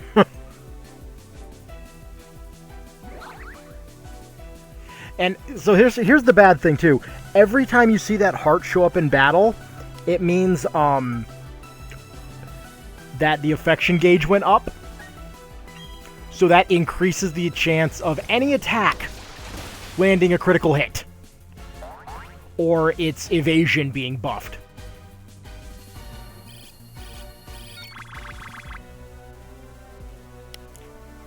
Like, it is stupid the way it works. Like, I appreciate the system, but wow. For, you know, and the worst part is it's completely invisible. You have no way of knowing how high this gauge is.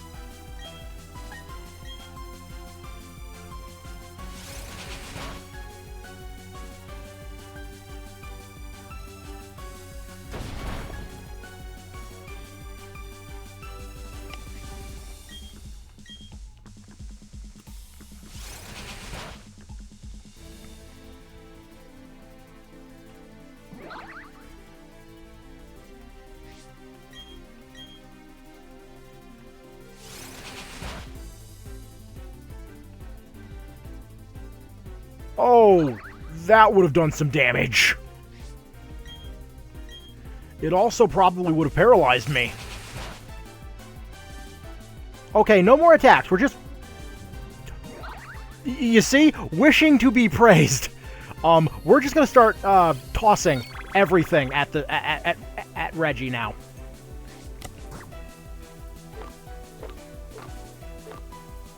Everything but that. This might work.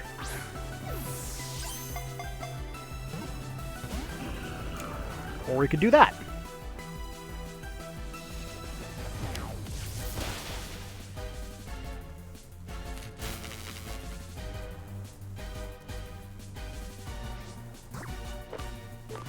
Right. We're just gonna start tossing ultras at him. Do not do... I'm paralyzed and still dodging. Yeah, accuracy.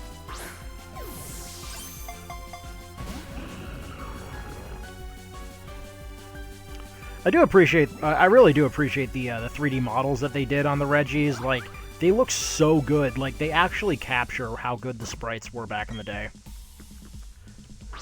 Oh, yeah, no, you should have seen it the other day. I went, I think I must have spent $30,000 worth of freaking Ultra Balls trying to catch, it was either Yuxi or Azelf.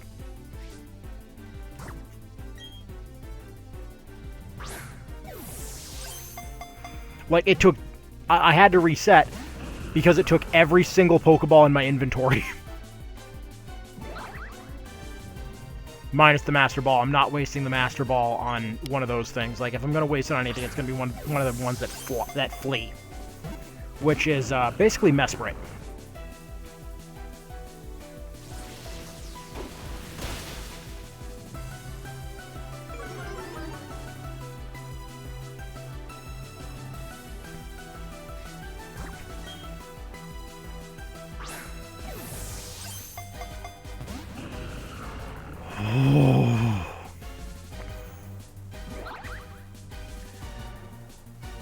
See how many turns have passed. I think now the timer balls might be worth it.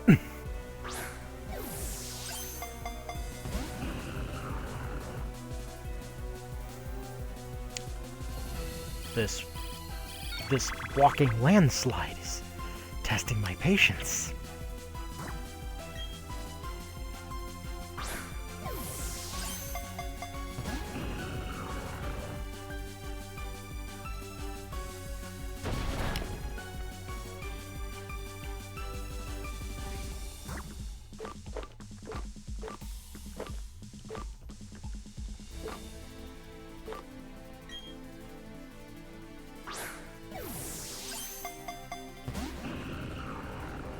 And I have to catch him because in order to spawn Regigigas, you have to show up to Gigas' front door with these three in your party. And if you don't, you fail the quest, and you cannot catch him, to my knowledge.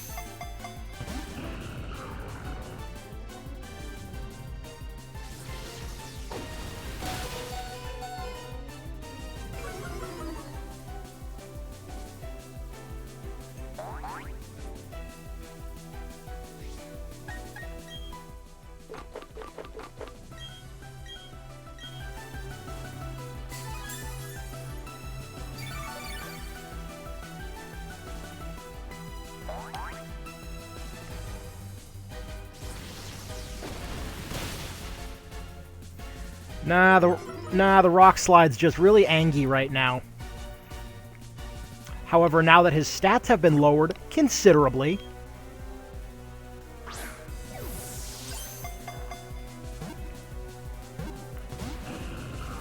See, that's further than we got the last few times.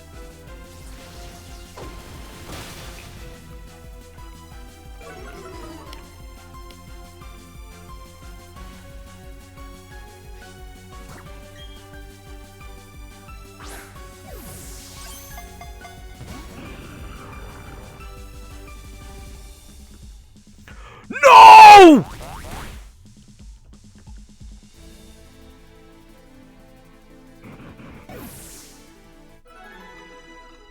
Fuck!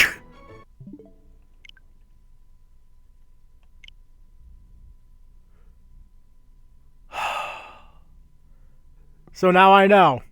I have about 35 turns. Nah. Ah.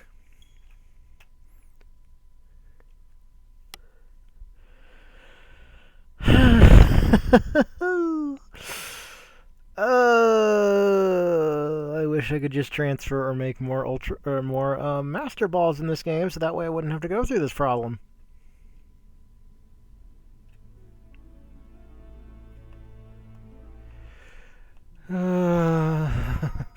Ooh, I'm thinking some very ungentlemanly things I want to do to this freaking Regirock right now.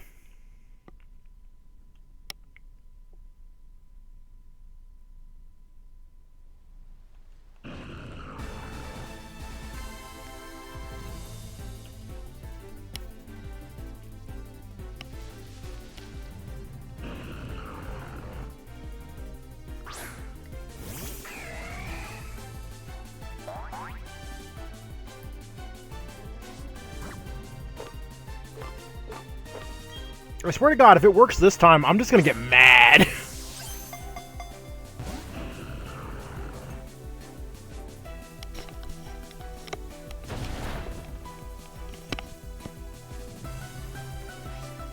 Yeah, so start praying to RNGesus.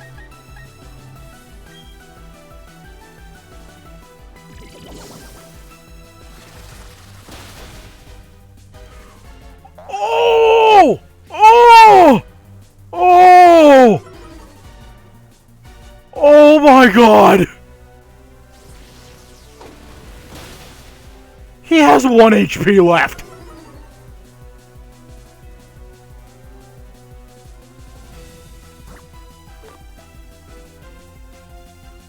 Maybe? Huh.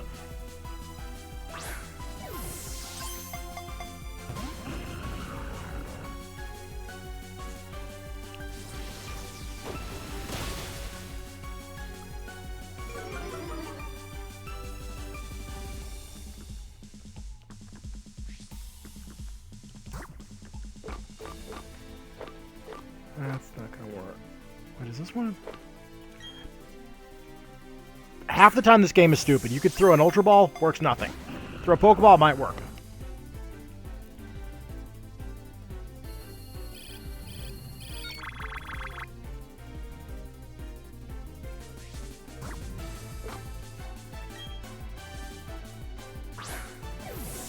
Because I forget which generation it was, but one of the Pokemon games, the Ultra Ball actually had a lower catch rate than, I think it was the Great Ball. Because the Great Ball's catch rate, for whatever reason, was like... it was bugged or something. Yeah, I was about to say, you mean to tell me this room qualifies as a cave?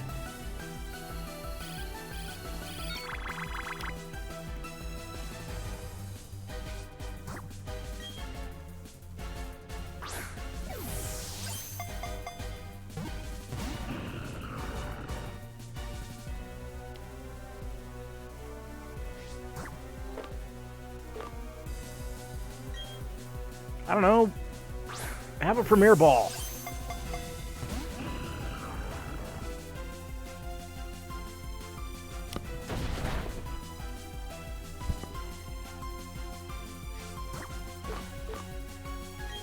Timer?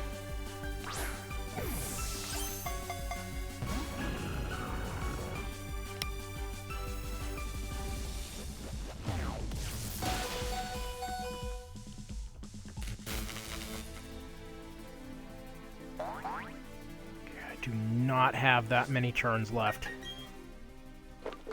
I have to waste one of them on... Actually, no, I don't.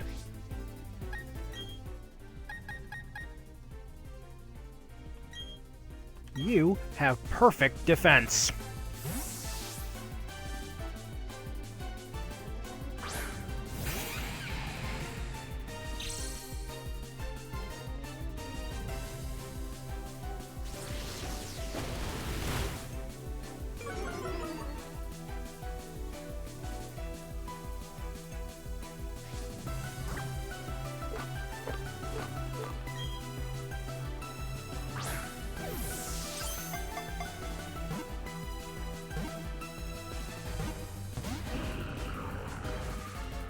We're getting there.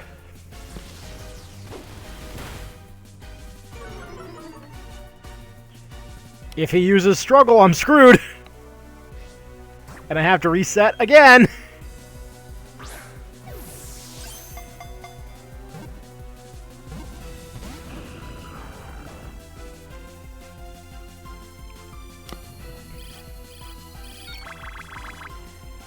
Because they're... So the way Regi's ability works with Sturdy is it's basically Undershirt from Battle Network. The problem is this ability will not trigger if the damage was inflicted during confusion or struggle. So even if he had half of his health and he used struggle, if the struggle were to kill him, it would actually have killed him.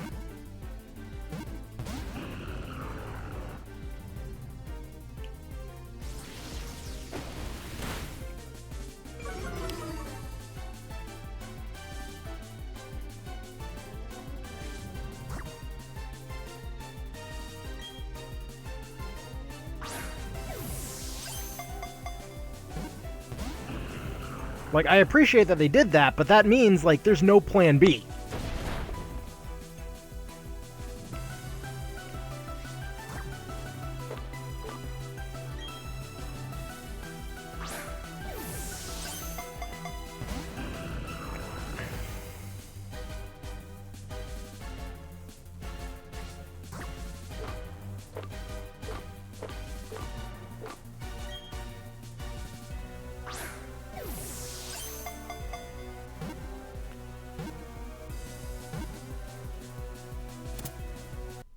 Damn straight of you.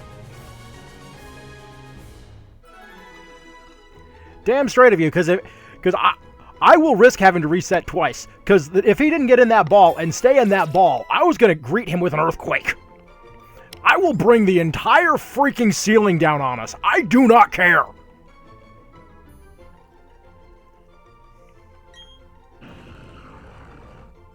I'm taller than this thing.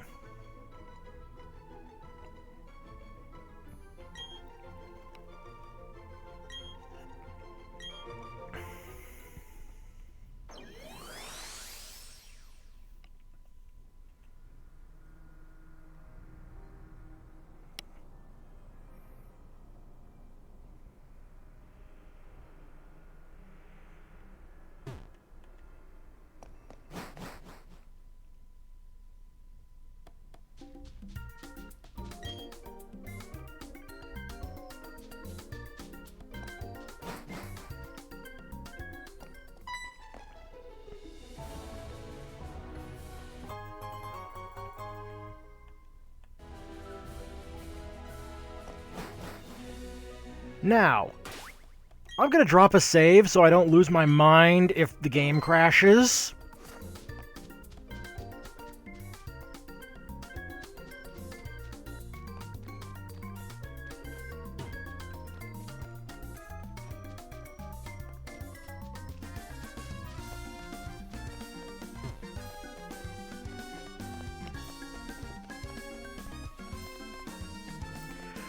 Regigigas is all the way up at Snowpoint City.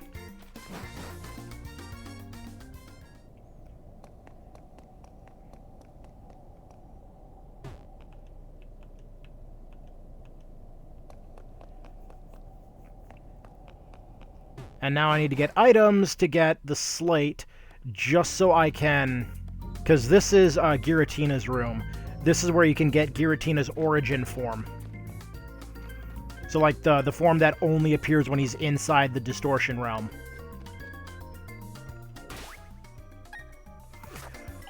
I keep forgetting. They changed it. Ah, yes. I can't use fly. I'm outside. Mm-hmm. So, does somebody want to tell me why I'm stuck in Biodome, then?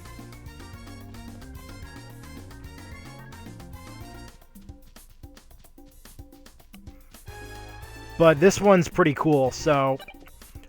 Like, this whole area is... Now that I've got the Reggies, the next batch up, I believe this is... Let's see, we've got 2 here, so... Shit. This is, so one of these rooms is for Lugia, the other one's for Ho-Oh, I think. I forget which two this room is. But, in this one, I believe I can get... I think I get the legendary dogs in this one. Because this is Mewtwo's room.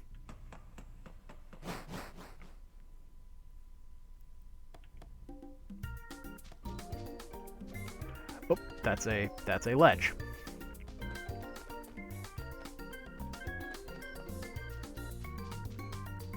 Yeah, this one I think might be the dogs then. Yeah, this one's the dogs. Pretty sure.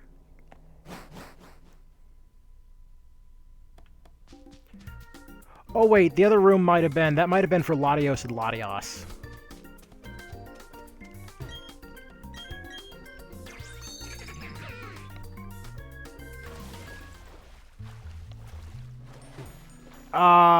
No, because, like, those two are, like, the version exclusives. This is Groudon's room. Which is weird that Groudon is in the middle of a lake. But let's not question that.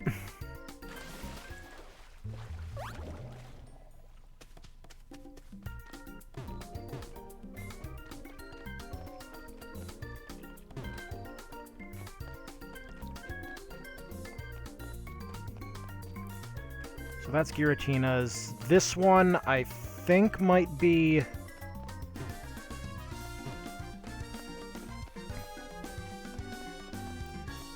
Let's see, whose room is this, then? Yeah, pretty much! This one is Kyogre's room.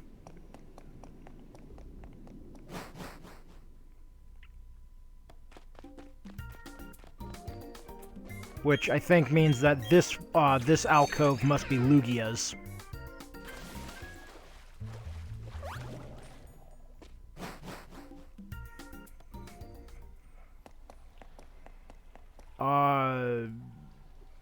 Maybe. This is either Lugia or Kyogre. Like, I forget the exact locations.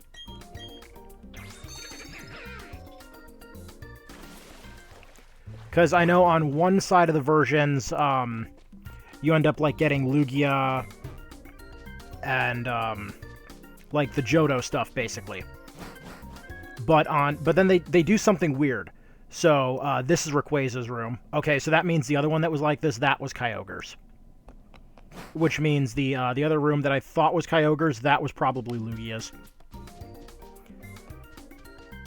Because on the opposite version, you get, I believe it is, you get Ho-Oh, and then the Kanto legendary birds. So that's Articuno, Moltres, and Zapdos.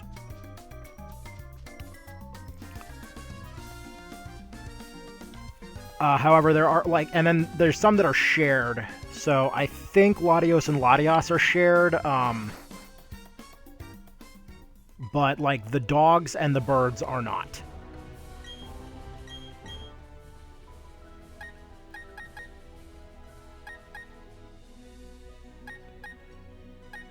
Okay, so I was actually slightly incorrect. Looks like the birds are in this one. So it's the birds and Lugia that are in this one, I think. Because the Distortion Slate, this is, one of these is for Giratina. Also, I do appreciate this. If you actually look at the slates, they're the cartridges. So Game Boy Advance, Game Boy, like, Pocket and Color. Actually, namely Pocket. Like, these are the Game Boy Pocket ones, then Game Boy Advance, and then DS. So, like, that's a really cool callback that, like, most, like, only avid collectors and people who actually grew up with them would understand.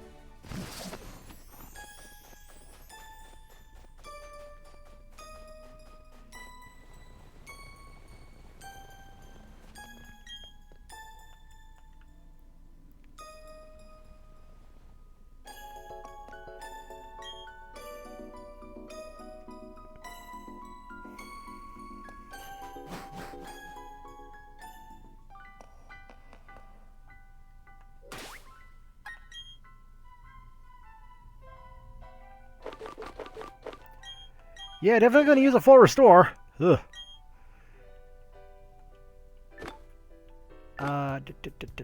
Treasures, TMs, no. Other items. Yeah, just in case there's anything in here. I don't want to encounter it right now. I don't feel like getting mauled by a Zubat.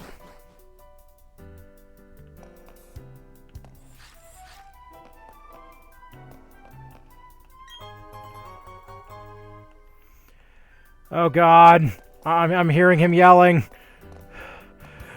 Don't forget to catch calcium now, you hear? Damn it, I cannot repress the urge for... Yeah! Yeah, you knew exactly who I was talking about!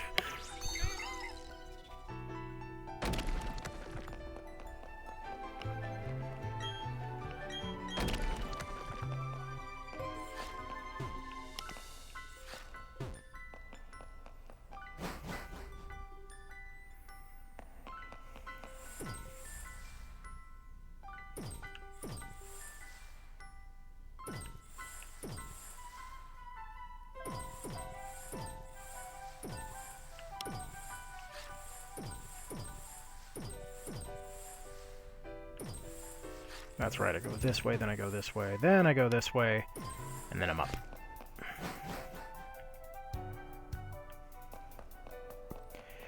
Yeah, having to do the sliding puzzles in Generation 2, or I'm sorry, just trying to access one of the cities in Generation 3 really taught me how to navigate some of this crap.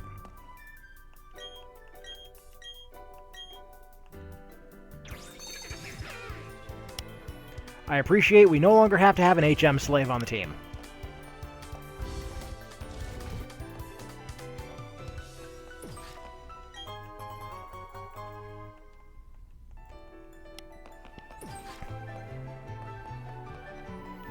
Never melt ice. I swear to God, like, if that was actually a thing in real life, I would keep a stock of that on hand at all times.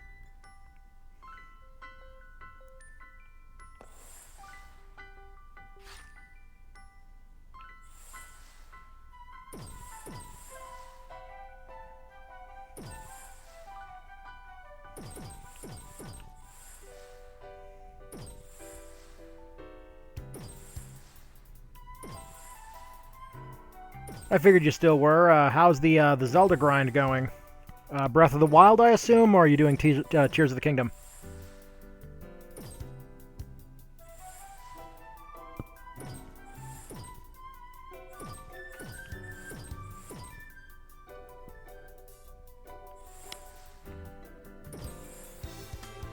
I've been meaning to pick up one of the newer Zelda games, because, like, I have... I have Skyward Sword HD, and I still, like, I've inserted the cartridge enough to register it.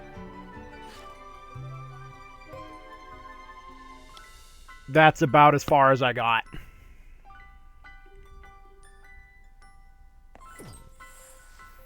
Because, like, I've played Skyward Sword before, and, like, don't get me wrong, I enjoy Skyward Sword. But... Okay, wait a minute. Okay, so I need to land on that platform, which means I need to stop there, which means I need to make contact. Okay, I see what I need to do.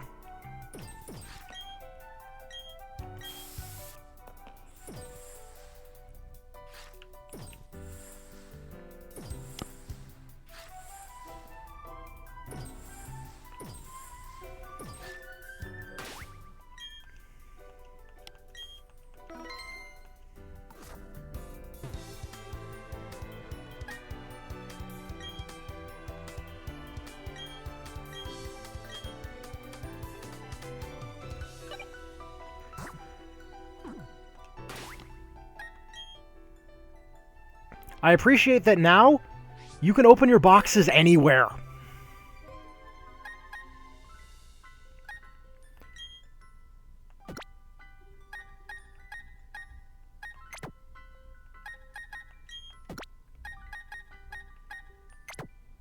Oh, whoops.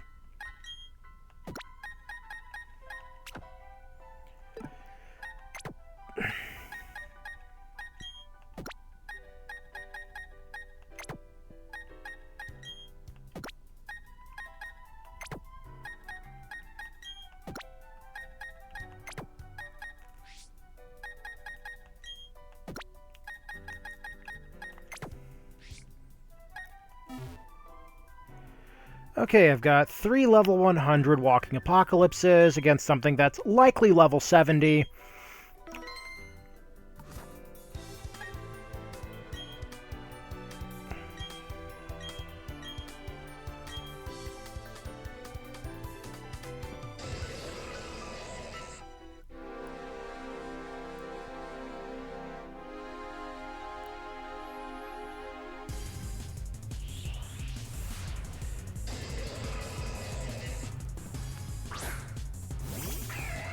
Yeah, you know, how bad do you think it is for this Pokemon? This bro was just chilling out here having a nice freaking nap.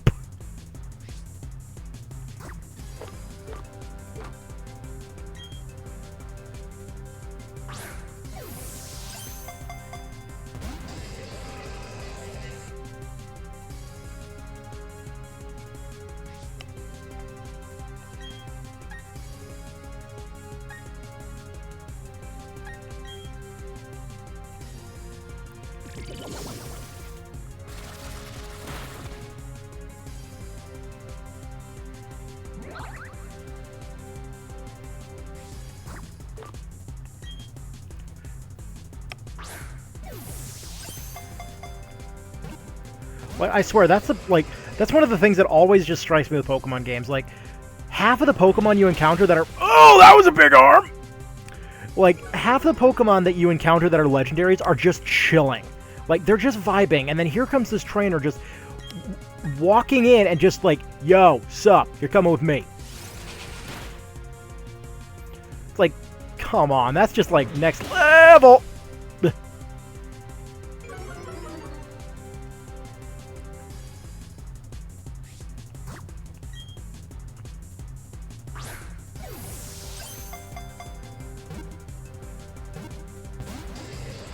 I swear to God, if Gigas gives me less trouble than Rock, I'm gonna get...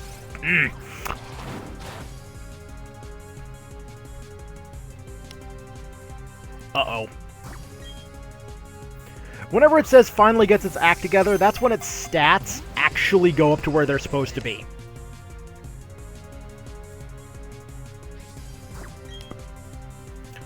And I just realized I should have bought more Ultra Balls before coming in here.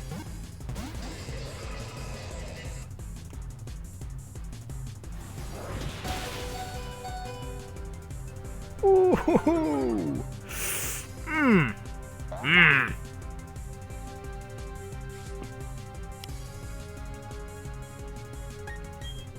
just curious, what do you know? Storm, earthquake, sea bomb. Good.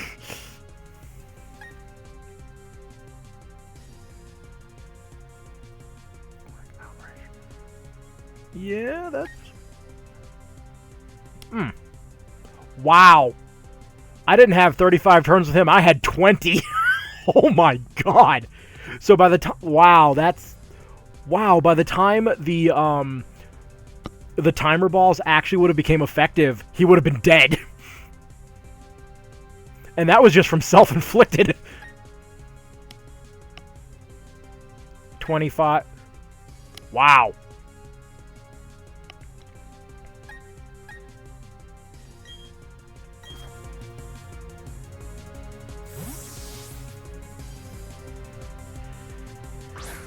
Wait a minute, we're inside, so technically... Don't kill me, don't kill me, don't kill it, don't kill it, don't kill it.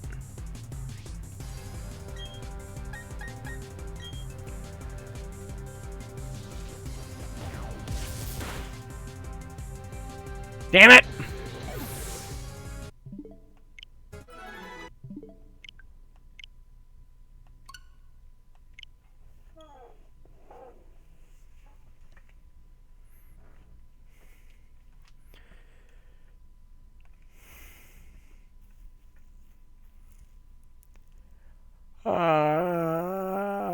It would have been easier if I had paralyzed him.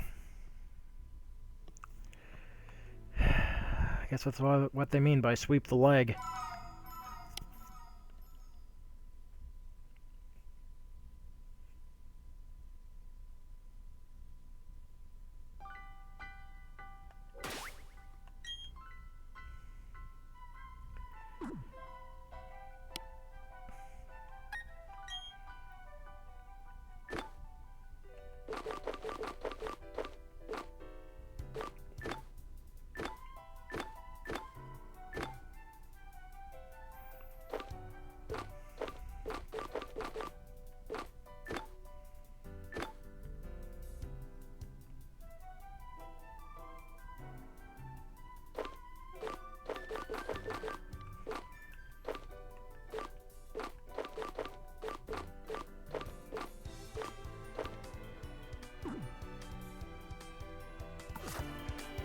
Okay, not really seeing much of a better way to do it.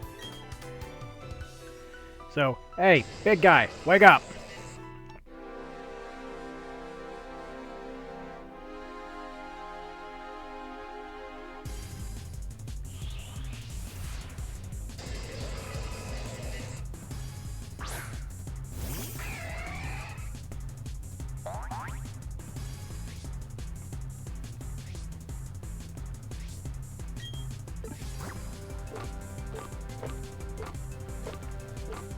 Let's get the 0% out of the way right now.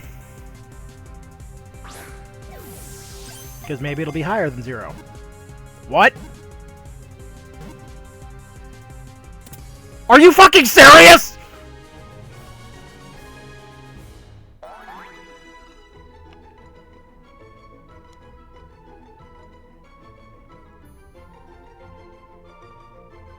I went through getting played in a game of whack-a-mole just to catch him because he's groggy.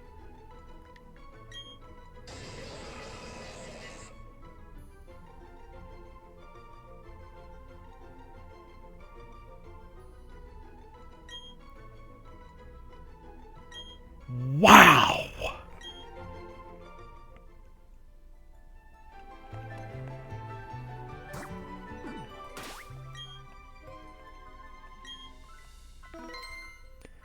Wow. That was,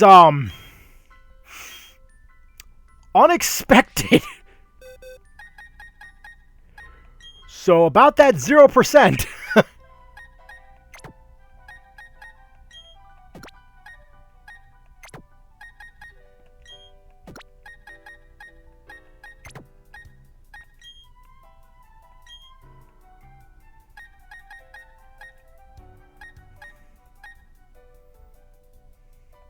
Yeah! Yeah, you think you're dying right now. I'm dying inside right now, okay?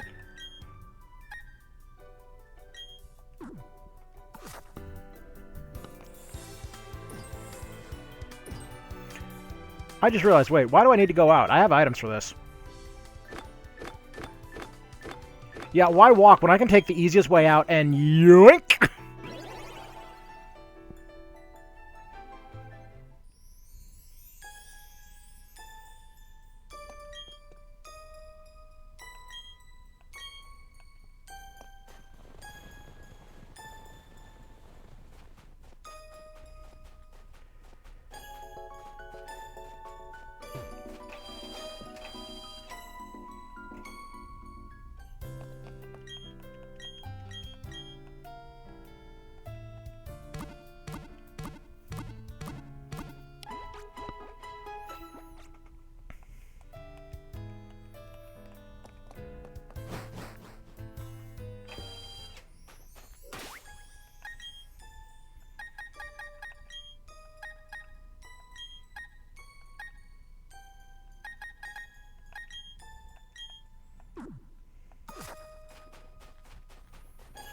Oh, this must be one of the few environments you can't walk with your Pokemon.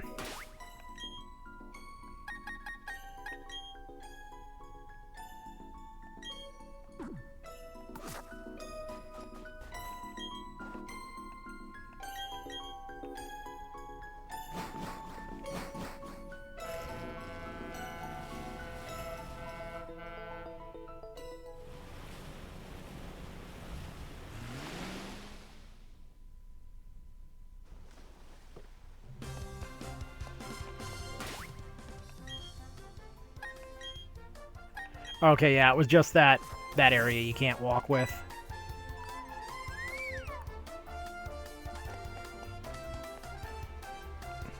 What do you want, Wally?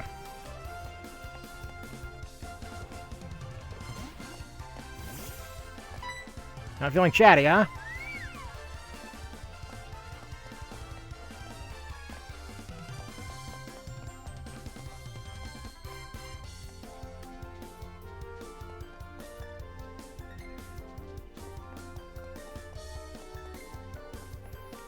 I wish they kind of had this feature in Generation 9 without the Pokemon just automatically going off and just murdering everything.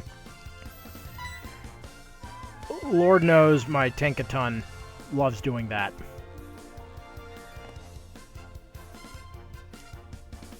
She's a little scamp, that one.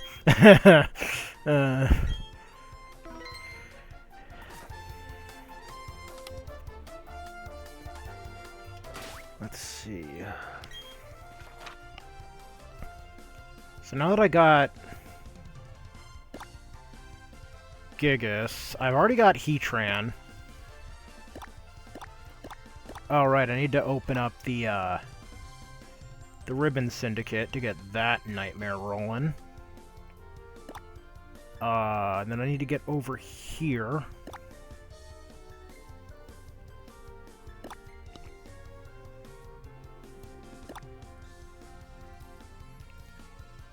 Need to get out to Route 212, because I know there's something over there.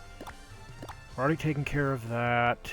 The majority is I really have to get everything for Romanus Park done. But that's like so much time in the underground. Let's see the Elder's House, since I can't catch Dialga in this version. Let's see, wait, what was I here? Oh no, so then that's the Cafe. I've already challenged everybody there. The nursery. Oh god, did I? Oh, to get to Mount Stark? So the fastest way that I know of is you go to Orboro City. Or Orberg, however you say its name. The place where you fight Rourke.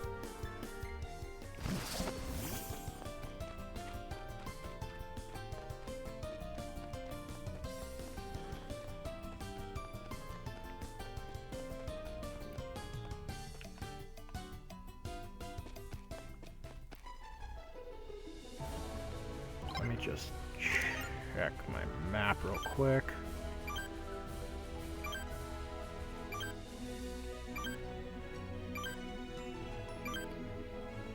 Okay, good. I just have a Ditto at the nursery. Okay. So I need to find access to the upper right.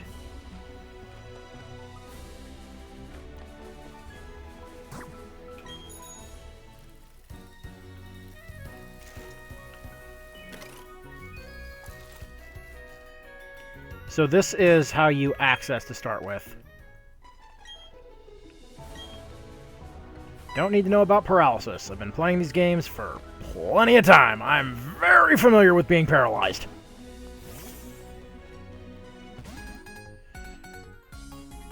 Kid, you just made the dumbest move of your life.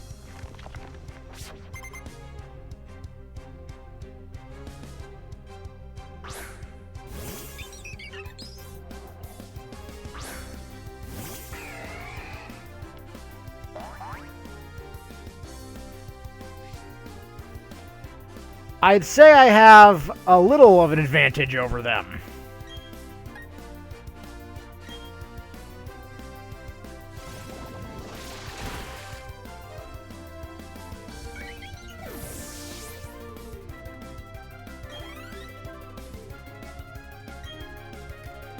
No, I think I'll keep my current Pokemon. I feel so sorry for this monkey.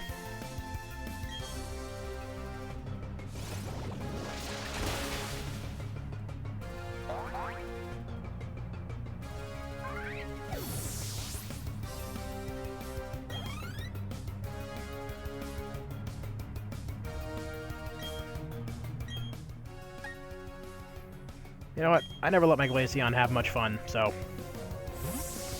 Besides, I'm already insured I'm getting double money from this kid anyways.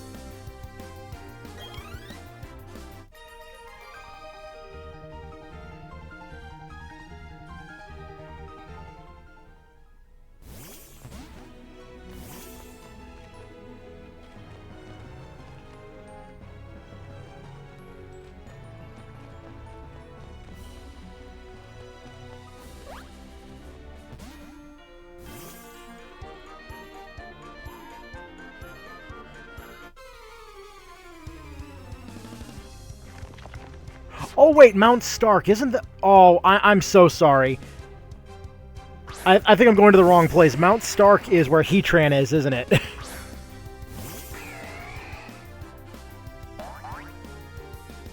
Yeah, I think I'm heading to Mount Coronet by mistake.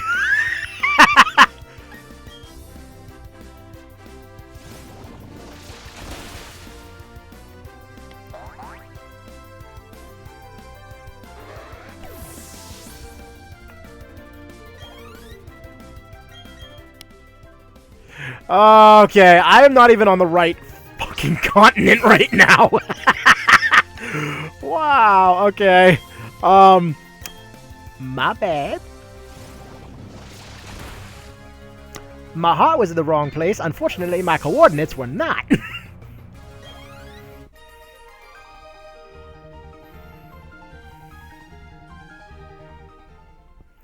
Yeah, no. I got hostile artillery south-northeast of my position. Oops. Okay, so they actually did make one other change I want to bring up. You actually don't have to bring up your Pokewatch, like, ever. So, like, straight up, you can actually... Yeah, okay, so there's Stark Mountain. So, when I say you don't have to bring up your Pokewatch, you can just fly from the town map.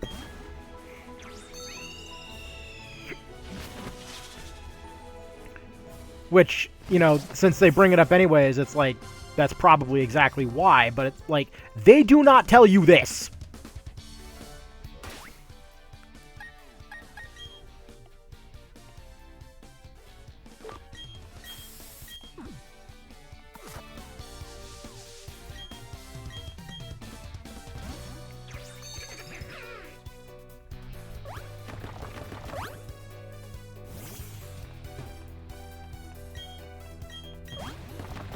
Yeah, no, Corporal Corpse, what is your intention?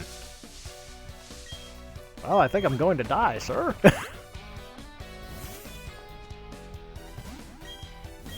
And then I love, like, they intend you to fight those guys, but you can just come down this path. Like, you only have to fight them if you're going after that item, which I think is just a nugget.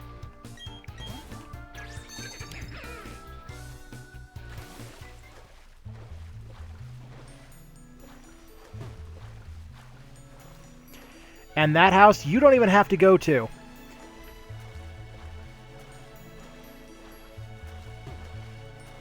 Exactly. I'm glad someone else listened to the Halo outtakes.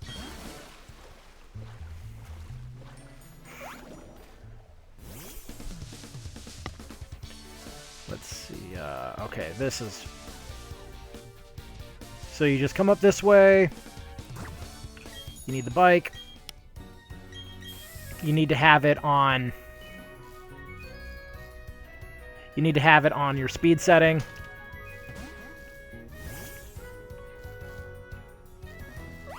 Oops, went too far. Or maybe you just need it on your regular setting. Hell, I don't know. No, you do need it on speed setting. I appreciate that they gave it a speed toggle and you don't have to actually have two different bikes. That was annoying in Gen 3.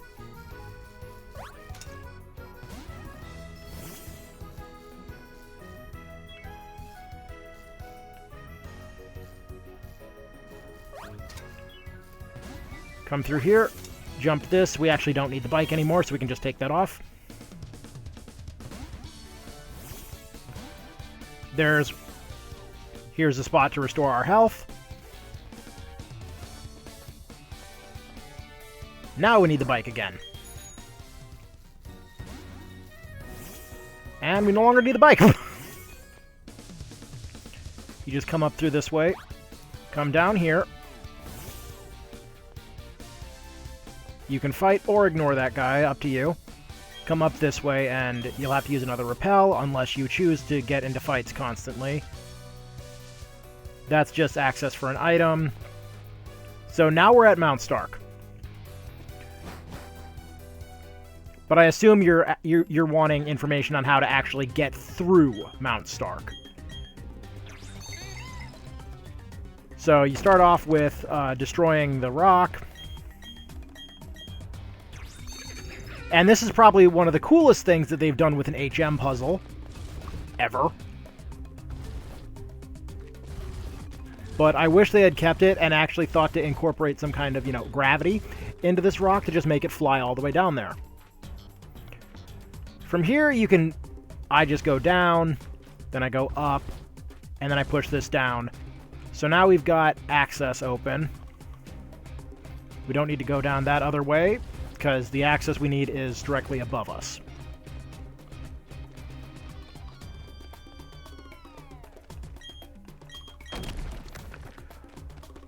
More smashing.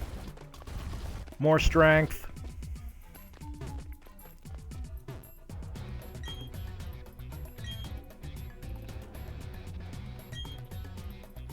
Oh, I called him Wally. His name's Lewis.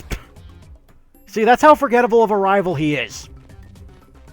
So now we're into Zone 2, and if it's your first time through here, this is an escort quest. That is why there is nothing but double battles in this facility, or in this room. There is a specific path they want you to take. I cannot remember the exact path off the top of my head. I apologize for that. I also forgot there was a revive there.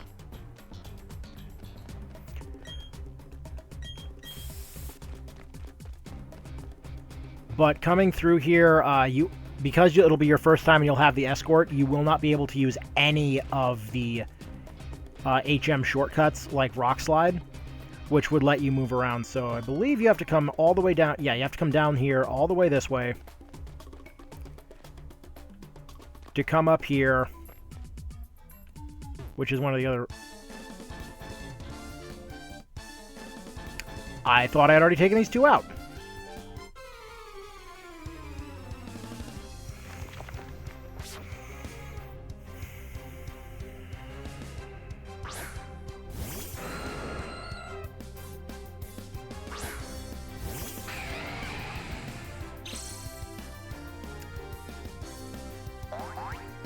That Aerodactyl is going to have a very bad day.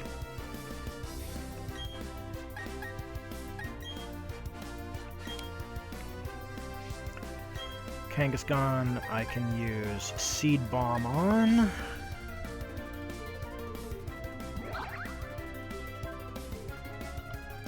I love just the concept that a tortoise moved fast enough to dodge that.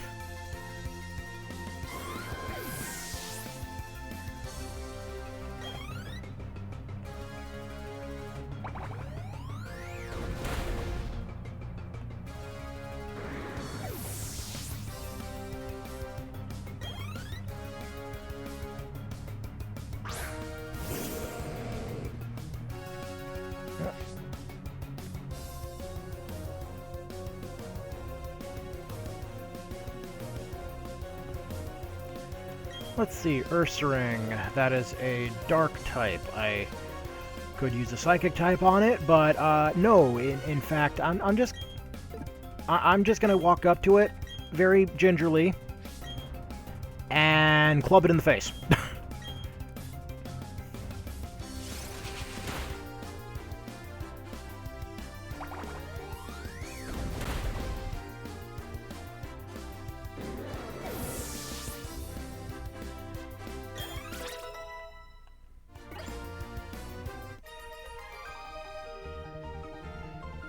And they have to pay me double money. Oh, and this one it's normal? I thought it was normal dark.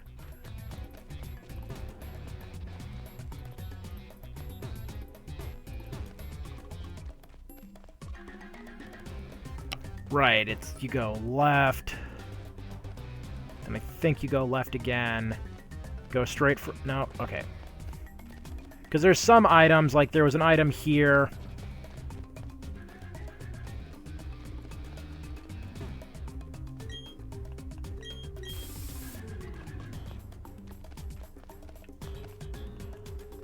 Yeah, there's an item in between those rocks, that's for sure, so I may as well just go grab that real quick.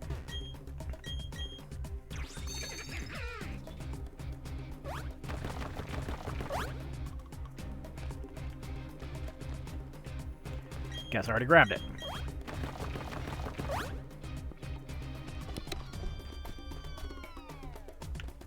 At least the Mount Stark theme isn't so bad.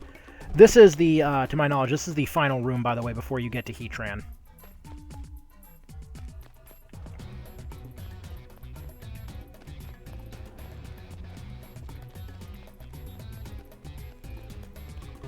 Okay, so you have to come down here, ignore that.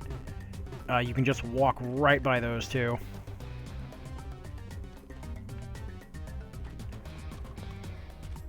Ordinarily, it's like...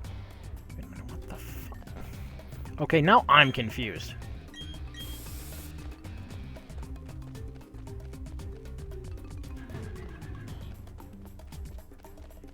So there's the starting point.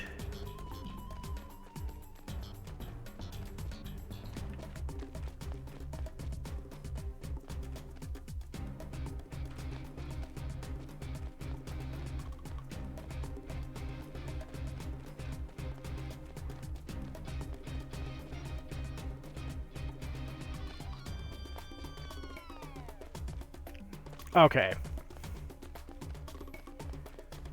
So you'd have to finagle your way around a little bit, but this is the way up. You have to come through here, and this is the unskippable fight right here.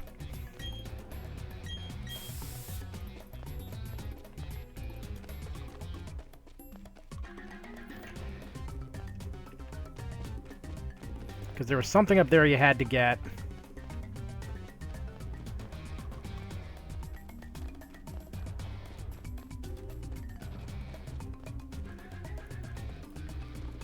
But ultimately, the whole path, like, you gotta come up here to grab an item, to come all the way back down here, just to come over here, smash this rock.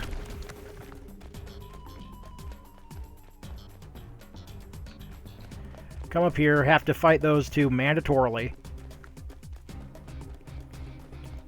Take this whole path around.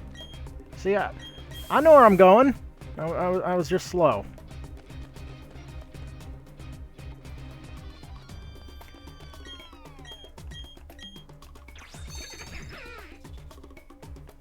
Then you have to go play Punch the Rock for a little bit.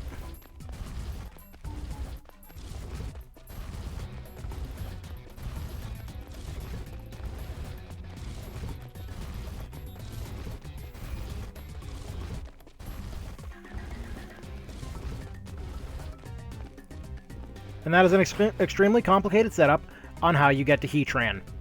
Except you have to come through here twice.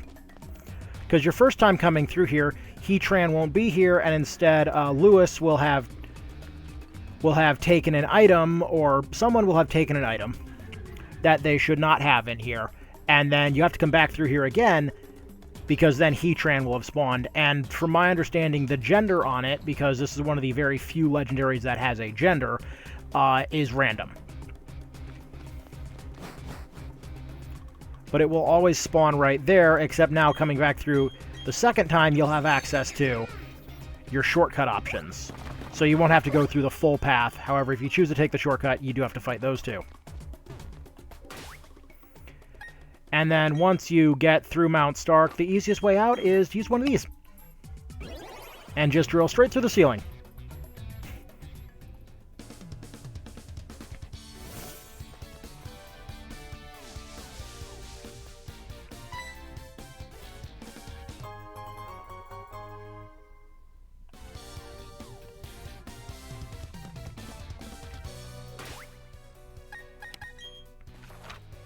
Because no joke, once you have Heatran, you don't have to go talk to anybody.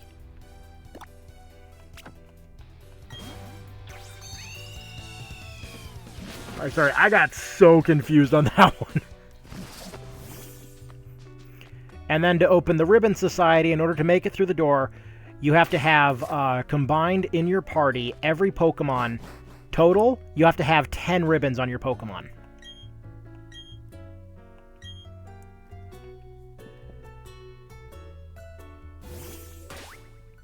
I thought I did. Or do you have to have one Pokemon with 10 ribbons? Because there's 4, 5, 7, 10, 12. Okay, so it must be one Pokemon has to have... Oh, wait. Wait, I think you have to have 10 different ribbons. Okay, so contests required. No, I don't feel like wasting all my money on repels, thank you.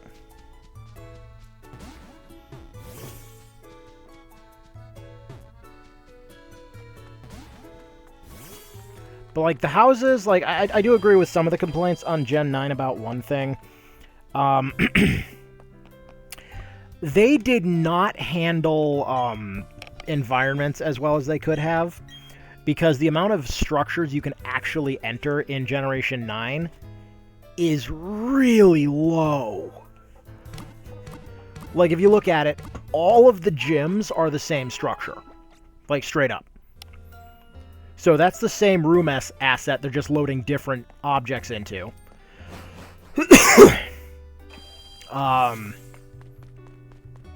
You can only ever enter the Elite Four structure once, technically, to actually progress into that room. So right there's 2 unique assets that are just kind of wasted. The school is, that's where that's where the majority of the enterable assets are, actually. There's your house, and then there's Nemona's house, who's actually, like, literally across the way.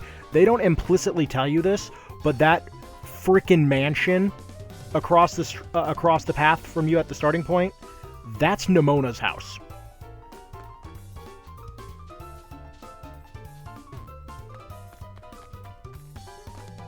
Gotta say, I do enjoy the music in this game, though. Very upbeat.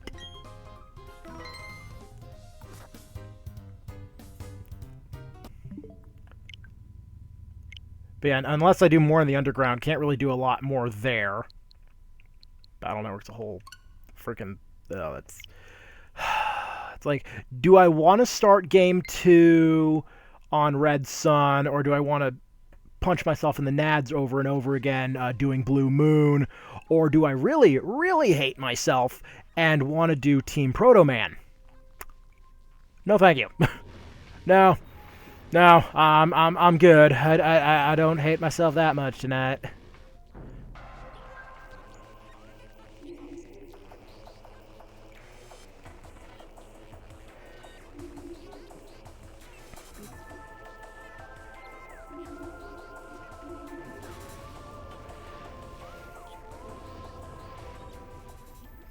Alright, thanks for coming around. I might, depending on how I'm feeling, I might do more streams throughout the week and stuff like that, because I really don't have, to my knowledge, anything else going on.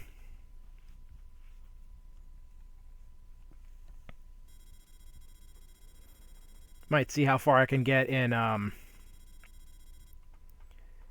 Metroid Prime Remaster, though. Because before I started having the seizures, I was borderline on track for a speed run of this game. The cosmos. In the vast universe, the history of humanity is but a flash of light from a lone star. The narration. The life of a single person should be lost in space. The narration that was only available in the Japanese and European versions for some reason.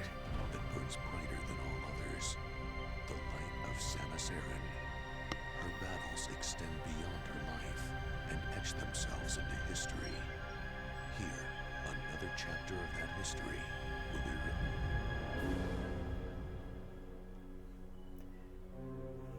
And I don't have, since I've already 100%ed the logbook, I don't have to scan every little thing.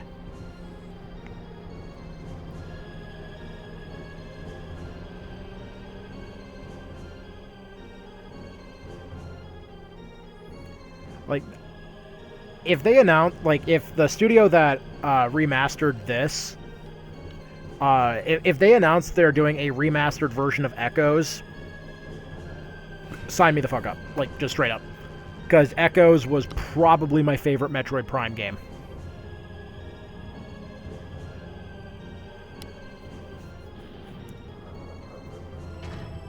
Because if they do that, and they, like, if they remaster Echoes and Corruption for the Switch, I'm sold. Just straight up.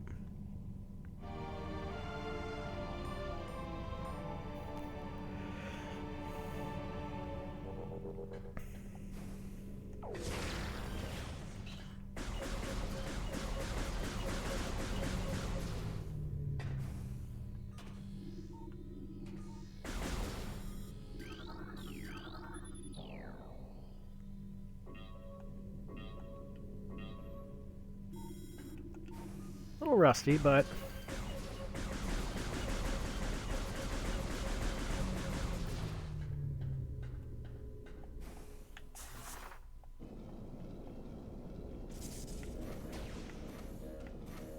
perfect. Buttons are still set up the way I need them to be.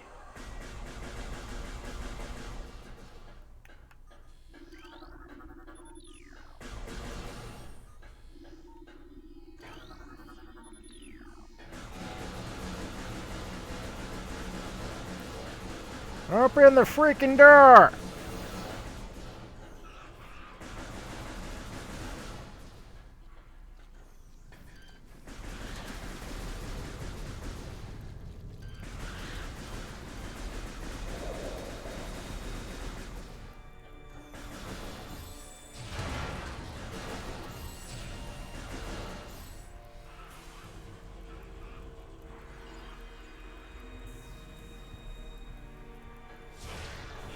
Oops.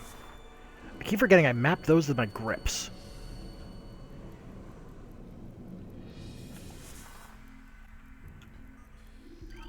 Always remember, first time through one of these, to scan the map station. Because there's only a handful of these in the game.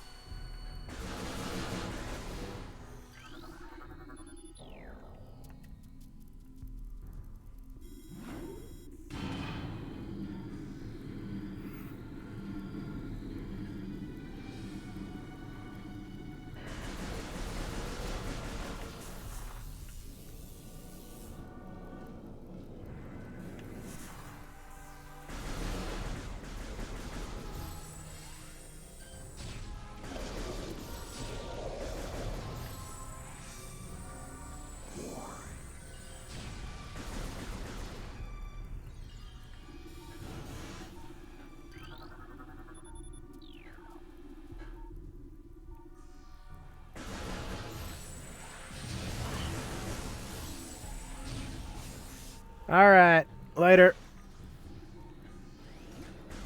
Whoops. Let's see, the turret controls are right there. Nope, that's the logbook. Oh, that's the turret controls.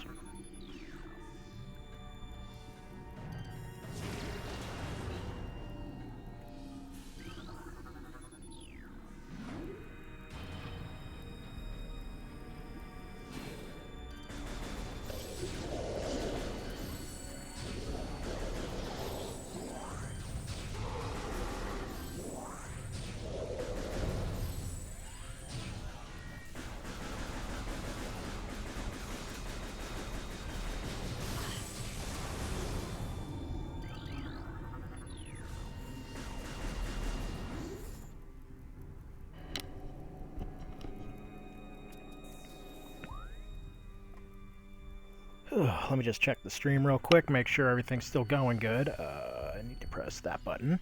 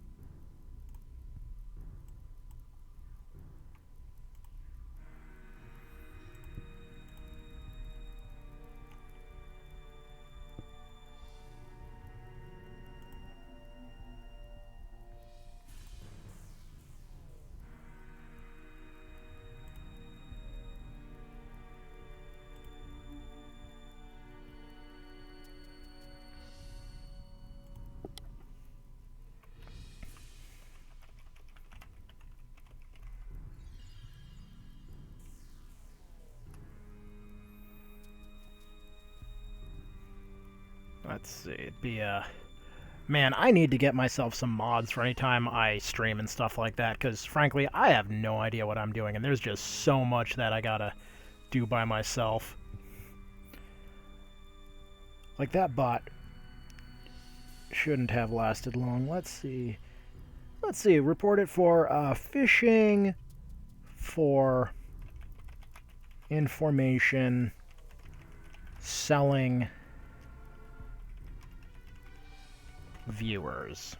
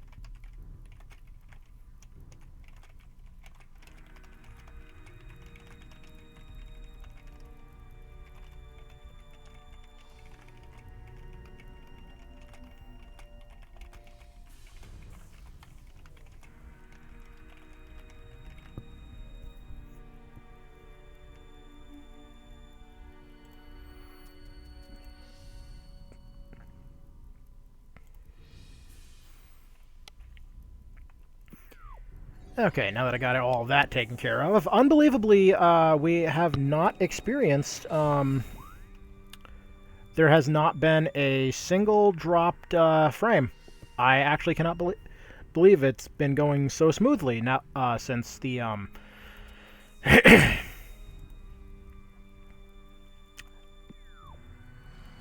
because of, like, how rusty I am. I cannot believe it's actually going smoothly.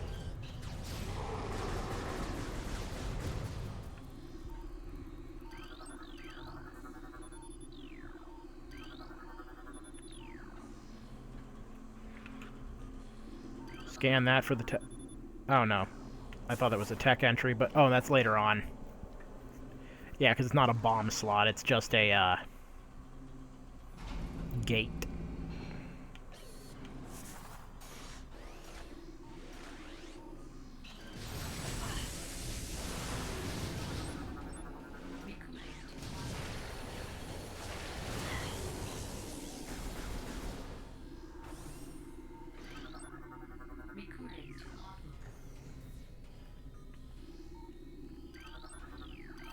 I don't need to know about the corpse in the room. Let's see. Yep, it's a corpse.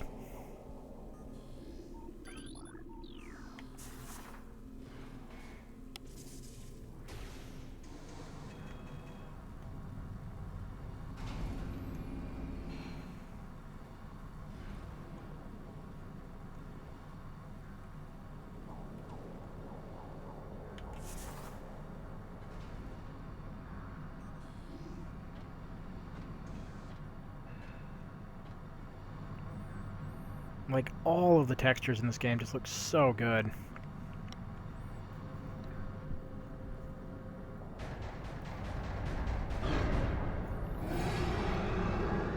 Like, I'll straight up say this. Once I get a feel for the controls, might erase this save entirely, and then just redo it again in a future stream. Always scan the Parasite Queen to discover the weakness is its ugly face.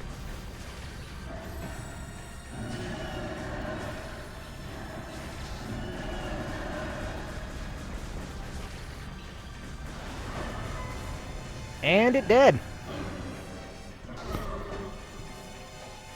Like, it is so hard to believe that this remaster is literally, at its core, it's just texture swaps. Like, largely, it's just texture swaps. I cannot believe this. Evacuate immediately. Evacuate immediately. Evacuate immediately.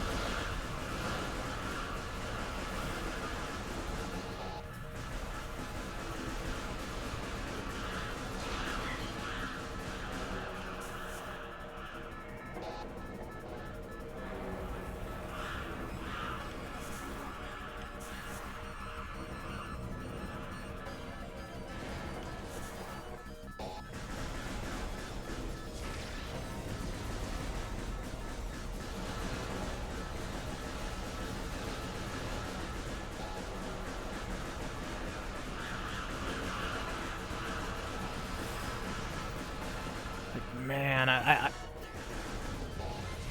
it just runs so smooth.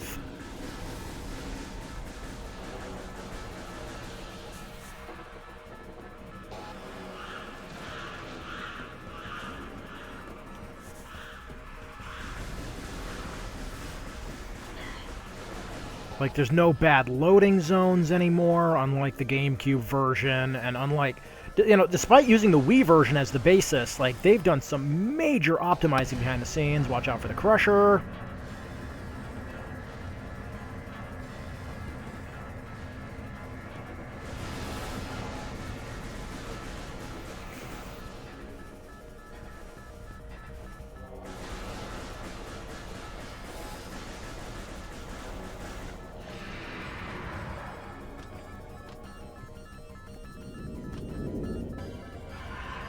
Like, Ridley didn't even look that bad in the original Metroid Prime on the GameCube, and here, like, oh, man.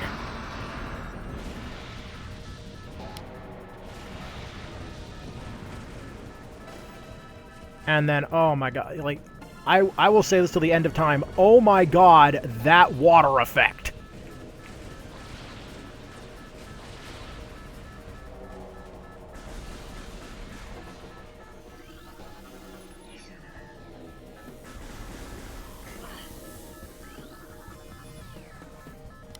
And then it wouldn't be a Metroid game without starting with power and ending with none of it.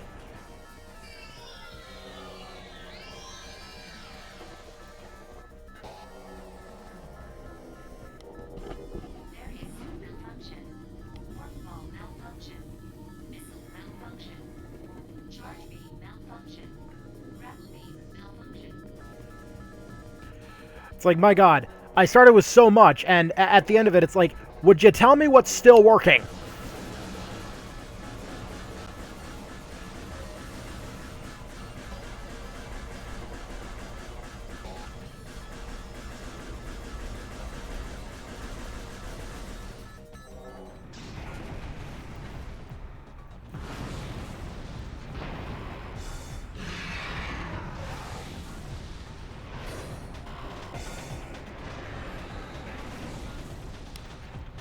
Ah, Meta Ridley's theme just goes with everything.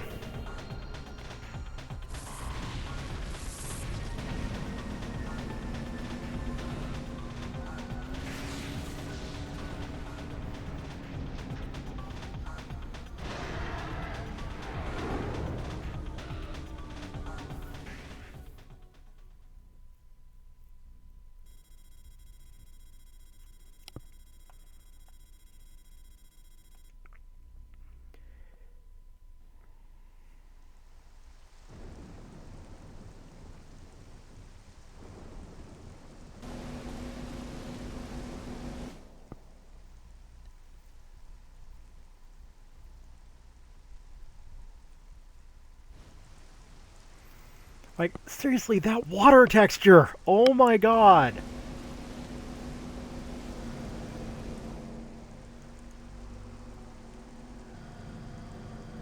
Like, I cannot believe just how changing, like, just a few textures and stuff like that resulted in the water getting changed that drastically.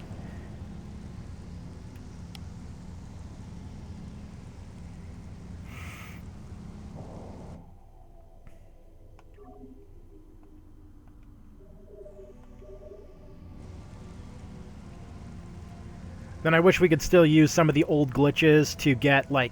Because the space jump boots are right there. Like, the ability to double jump just being right there. But having to go all the way through... all the way through the ruins. Then all the way through also. My god, just like... The fact that the rain is hitting the visor, too. Like, just the subtlety that they put in. But, like, having to go all the way through the ruins just to go through, just to get to Magmoor Caverns, just to get to Phendrana Drifts, just to get back here, just to get the space jump, is a little excessive. Then again, in the next game, like, they give you space jump, like, right away, but... as a consequence, they also made some of the boss fights not so fun. It echoes, I think, in all honesty, the most hated boss fight I have in that entire game. I think even on the Wii version, which I play a lot more, I think my most hated boss fight in all of Echoes has to be the Boost Guardian.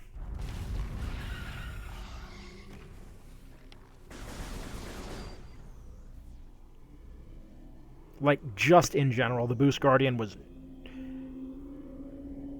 I take that back. The Boost Guardian... Yeah, no, the Boost Guardian is still my least favorite...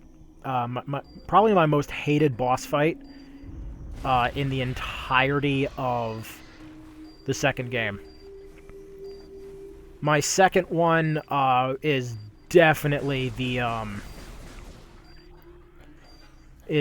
alpha blog, which turns into the dark blog. Like, so I've actually experimented with that whole fight, and this is what I found that kind of just proved that that fight is really pointless. So when I was experimenting with, like, say, Moon Jump and stuff like that, just because once you've played a game for, like, 8, 9 years straight, and you've probably beaten it, like, 26 times in that time frame, you gotta do something just to try and keep things fresh. Well, I found that when I was doing that, that whole boss fight with the, just to keep the gravity boost, yeah, that whole fight is optional. Like, they did not have to do that.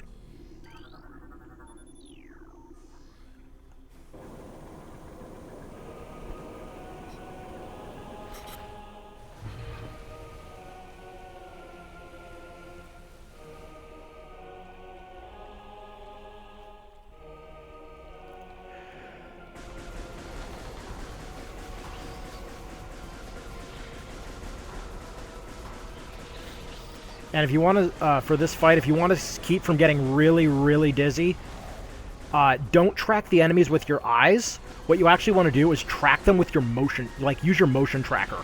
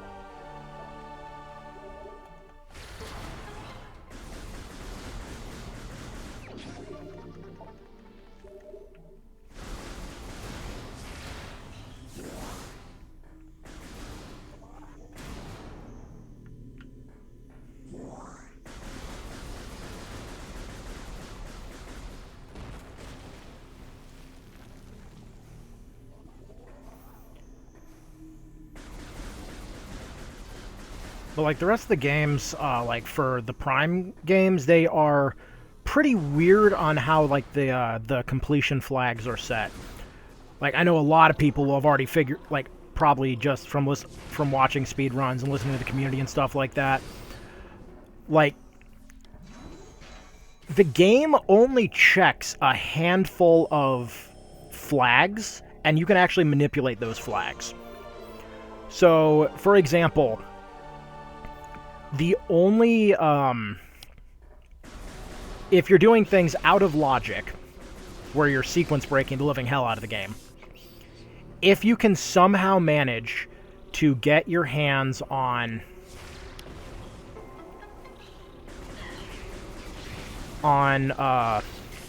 the energy for Sky Temple. No, not Sky Temple. That's the wrong place. I'm sorry. The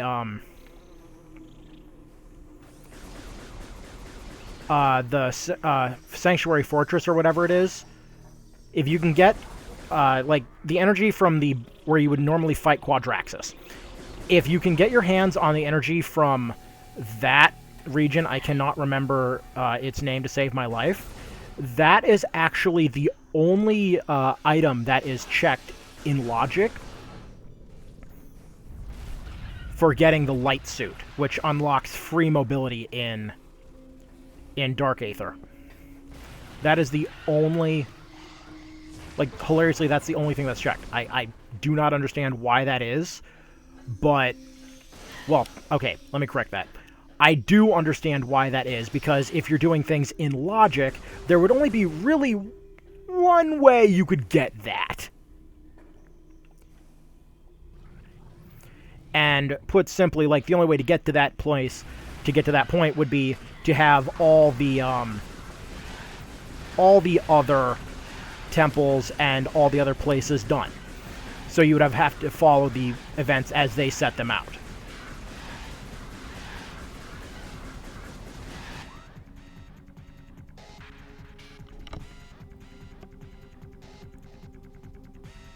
Well, neighbors' dogs are either at it or somebody had to call in an ambulance.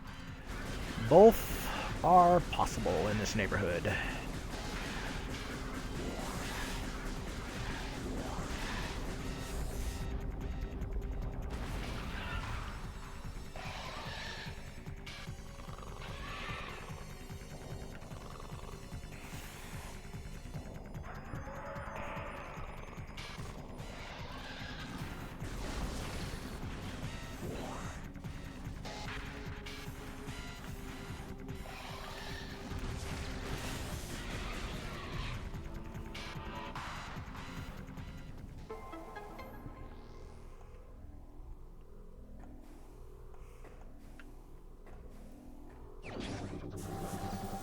Yay, I've gained the ability to turn myself into a ball.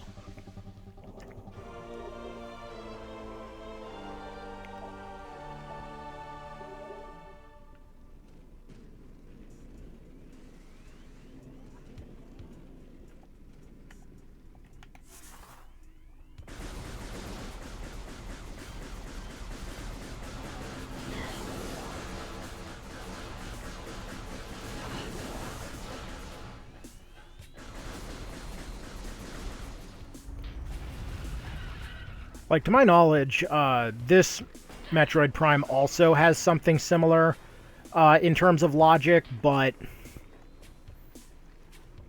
there's not a whole lot of what we would consider, like, required items.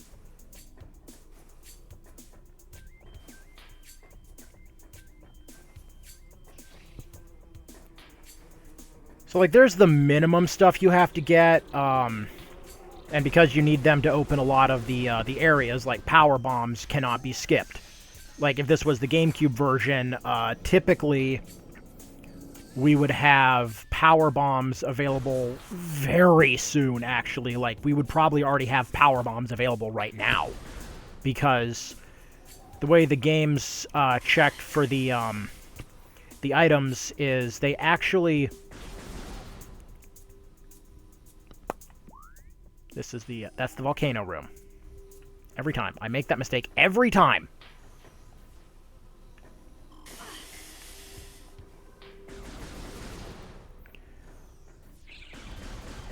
Die, you shriek bats.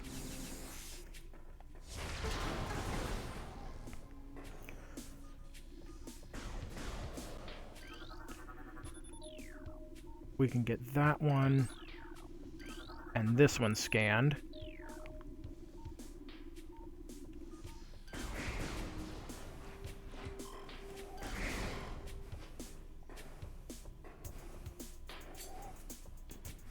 We can actually get pretty far up in here before we're forced to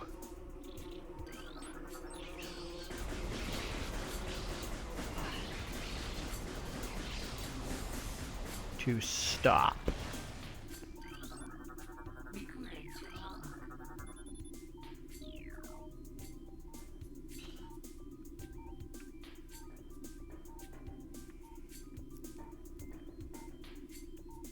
Oh wait, one of them's on the other side of a bridge, I think.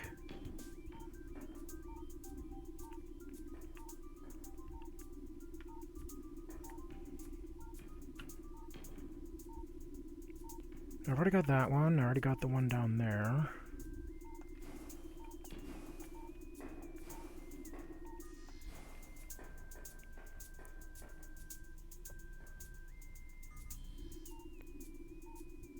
Let's see, that's Venom Weed.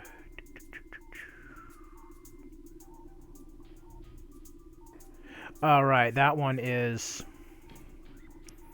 Like, I know there's a certain spot you can stand to get it.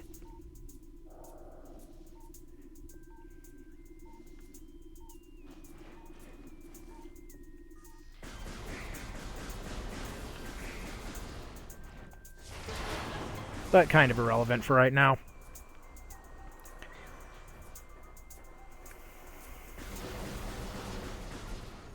Let's see, save stations to the right, and I need to go up, but I can only go up after I come over here to get the bombs.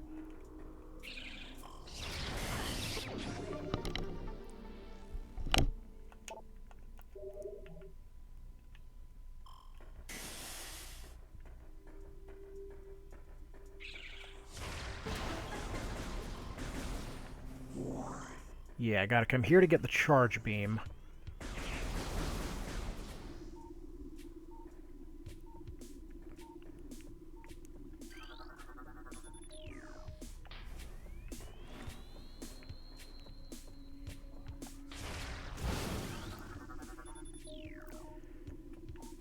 To...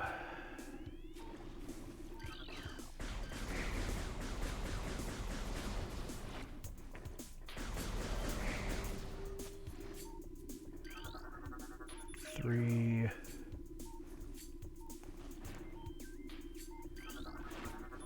Four... And there's the last one.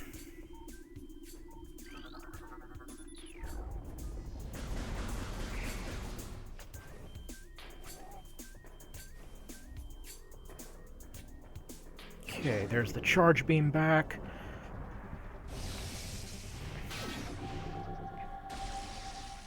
Because I guess they want you to get the charge beam back before you get the bombs, which I can... Oh, no. No, we could have got the bombs first. I'm a little out of order. Yeah, we could have got... I think we could have got the bombs first anyways.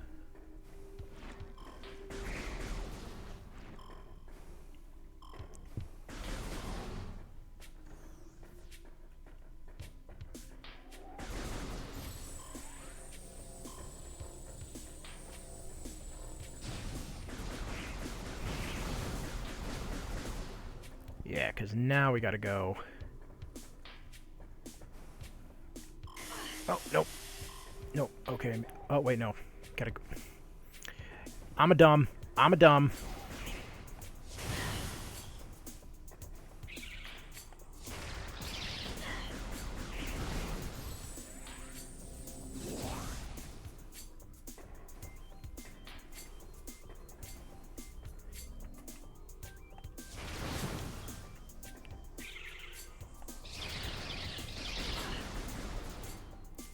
Damn shriek bats.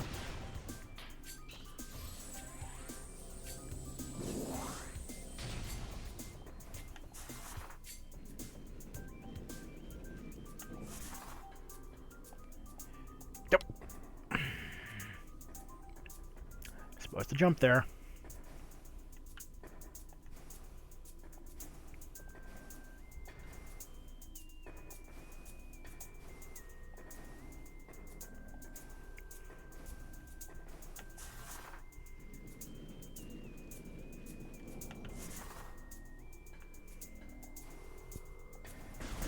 Come back for that item later.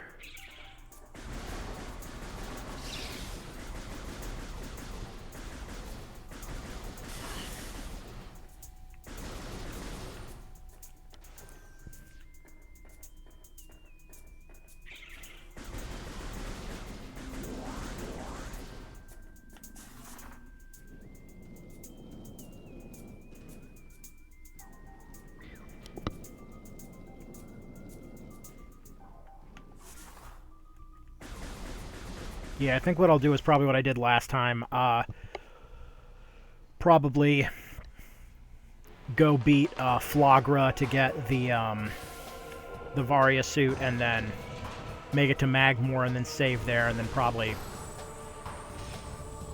end the stream so I can make something to eat. Like, my god, the fire textures too!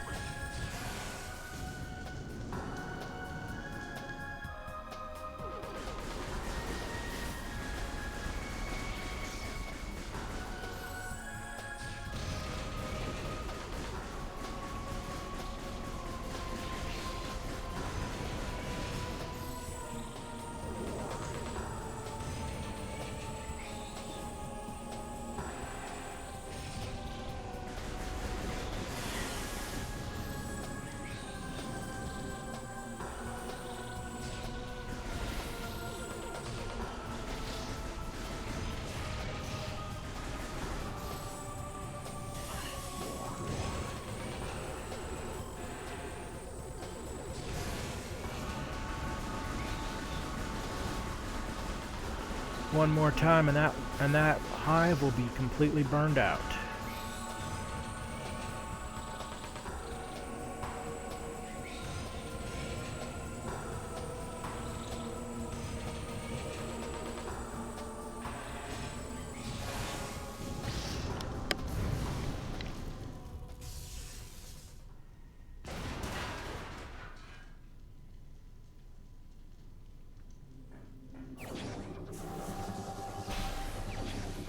Get the bombs.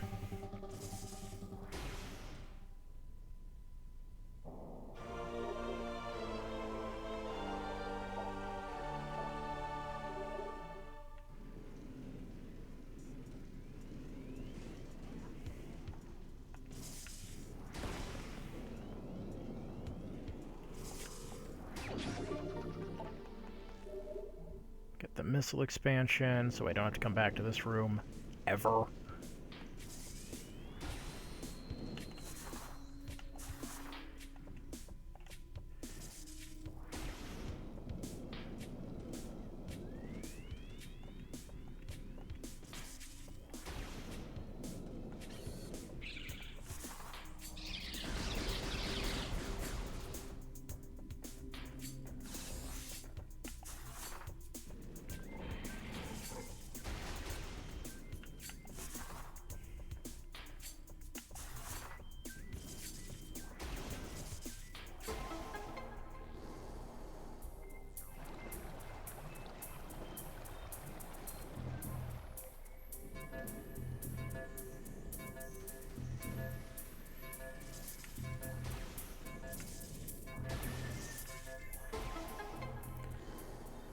Okay, there's stage 2.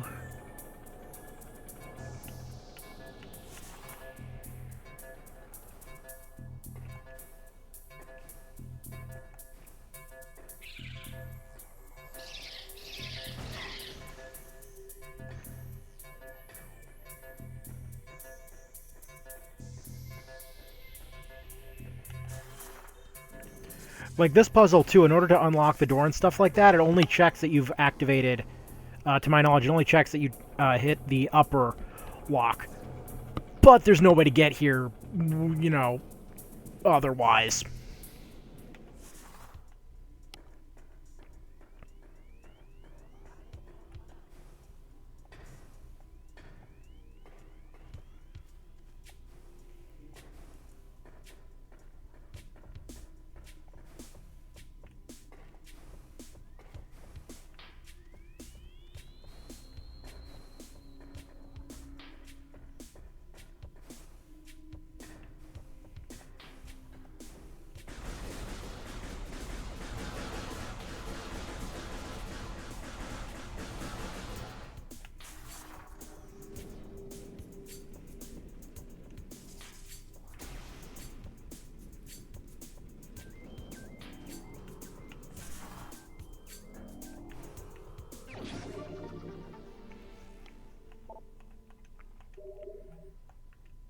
Wait, did I go the wrong way?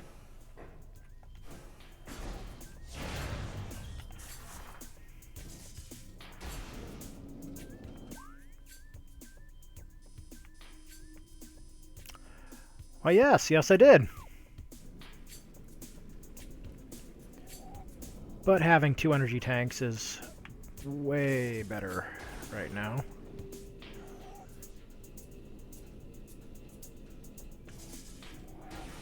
Yeah, I'm normally only supposed to go that way after I beat Thardus.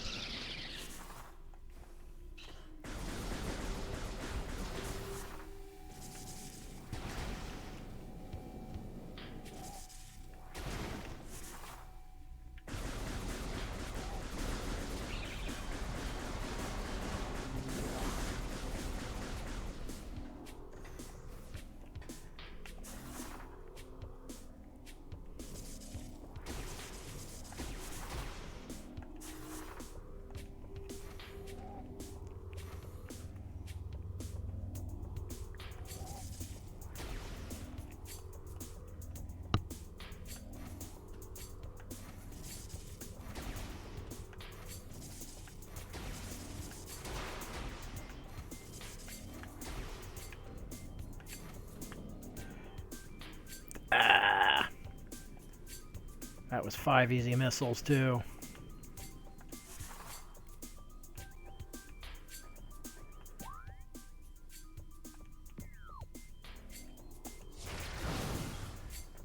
Oh well, now that I got all this equipment, I can go.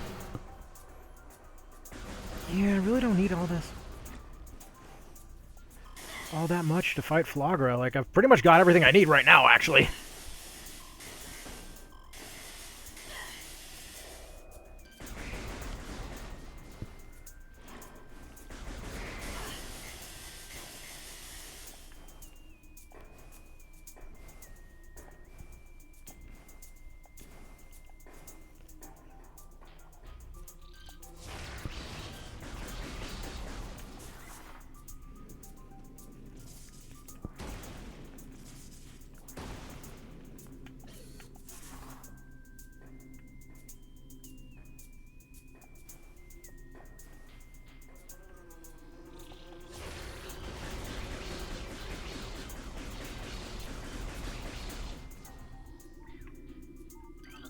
There it is.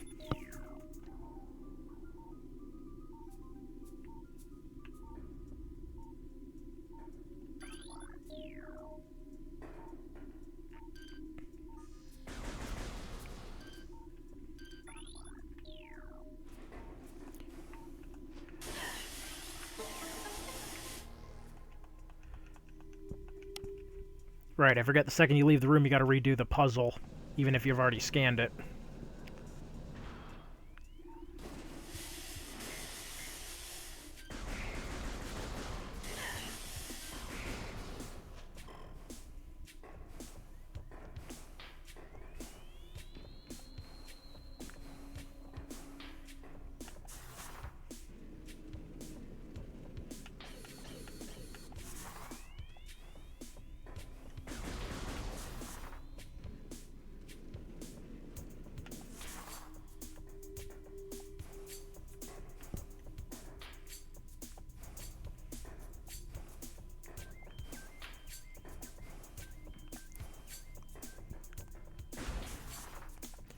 Right, Cordite. Come on, get up to the door.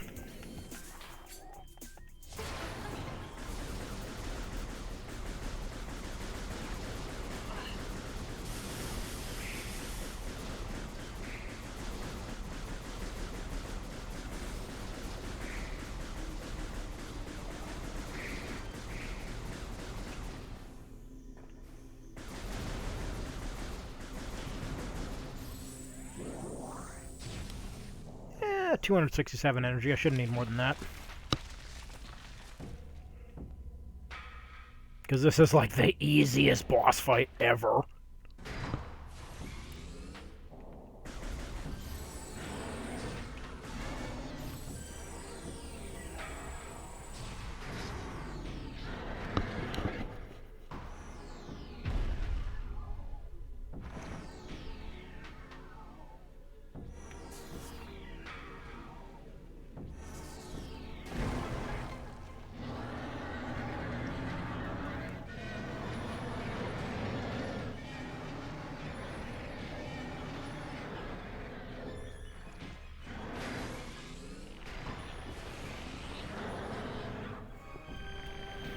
It's a shame we don't have space jump already, because then we could have gotten around.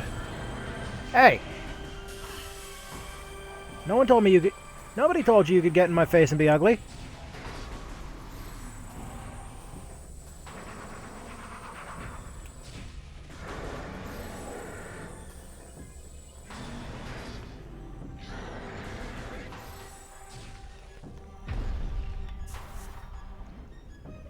It's a shame we didn't have the space jump available, because then I could have basically beat this boss from the outside.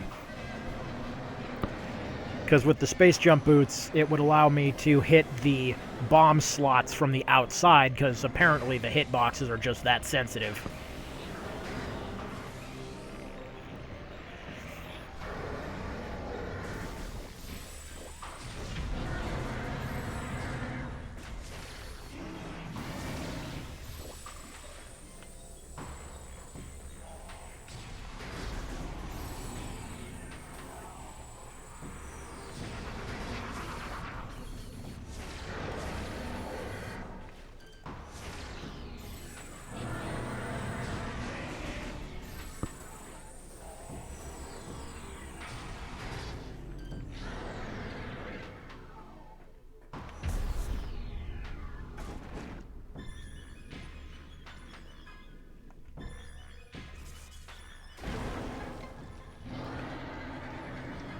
One more and this baby is down.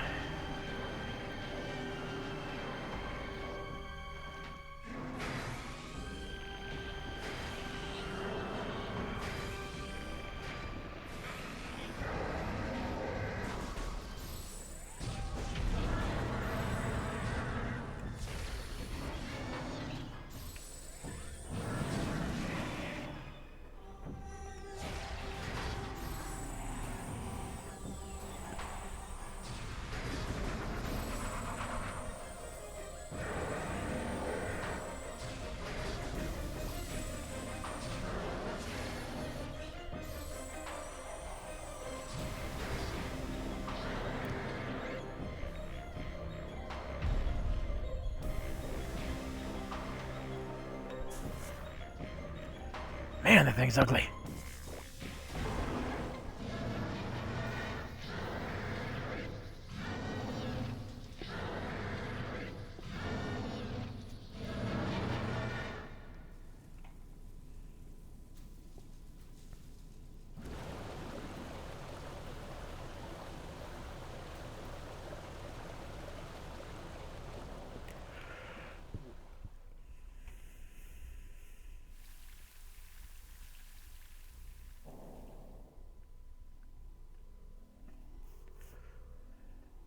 Now the water here won't kill us anymore.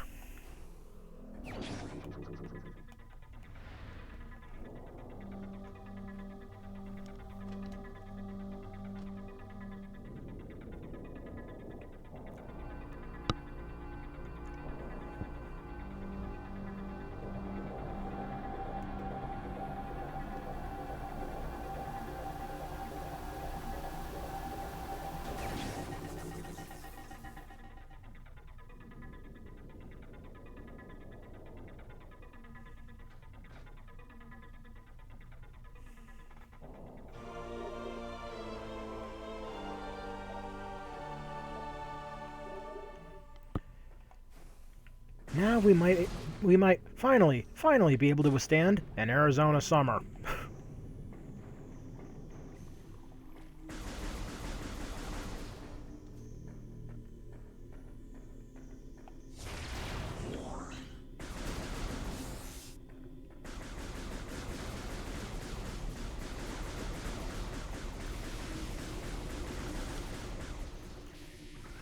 Ignore the bamboo.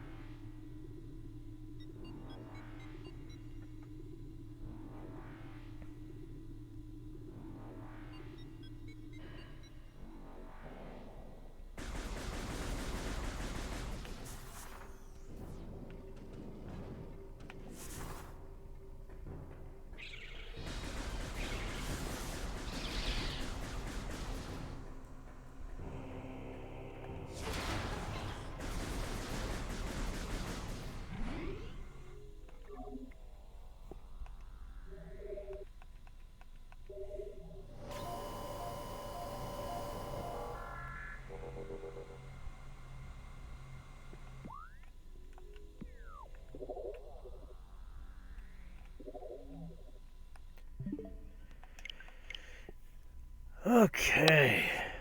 Man. That turned into much more of a thing than I thought it was going to be.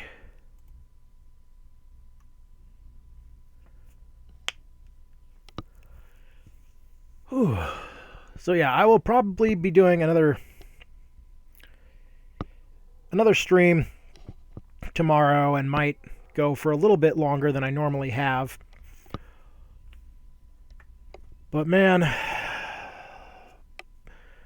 the amount of stuff that's happened that has stopped me from doing any of this has just really been depressing. So thank y'all for coming out. Thank y'all for chatting. Thank y'all for being here as I had some weird luck with the Pokemon stuff. And I'll see y'all at the next one. Peace.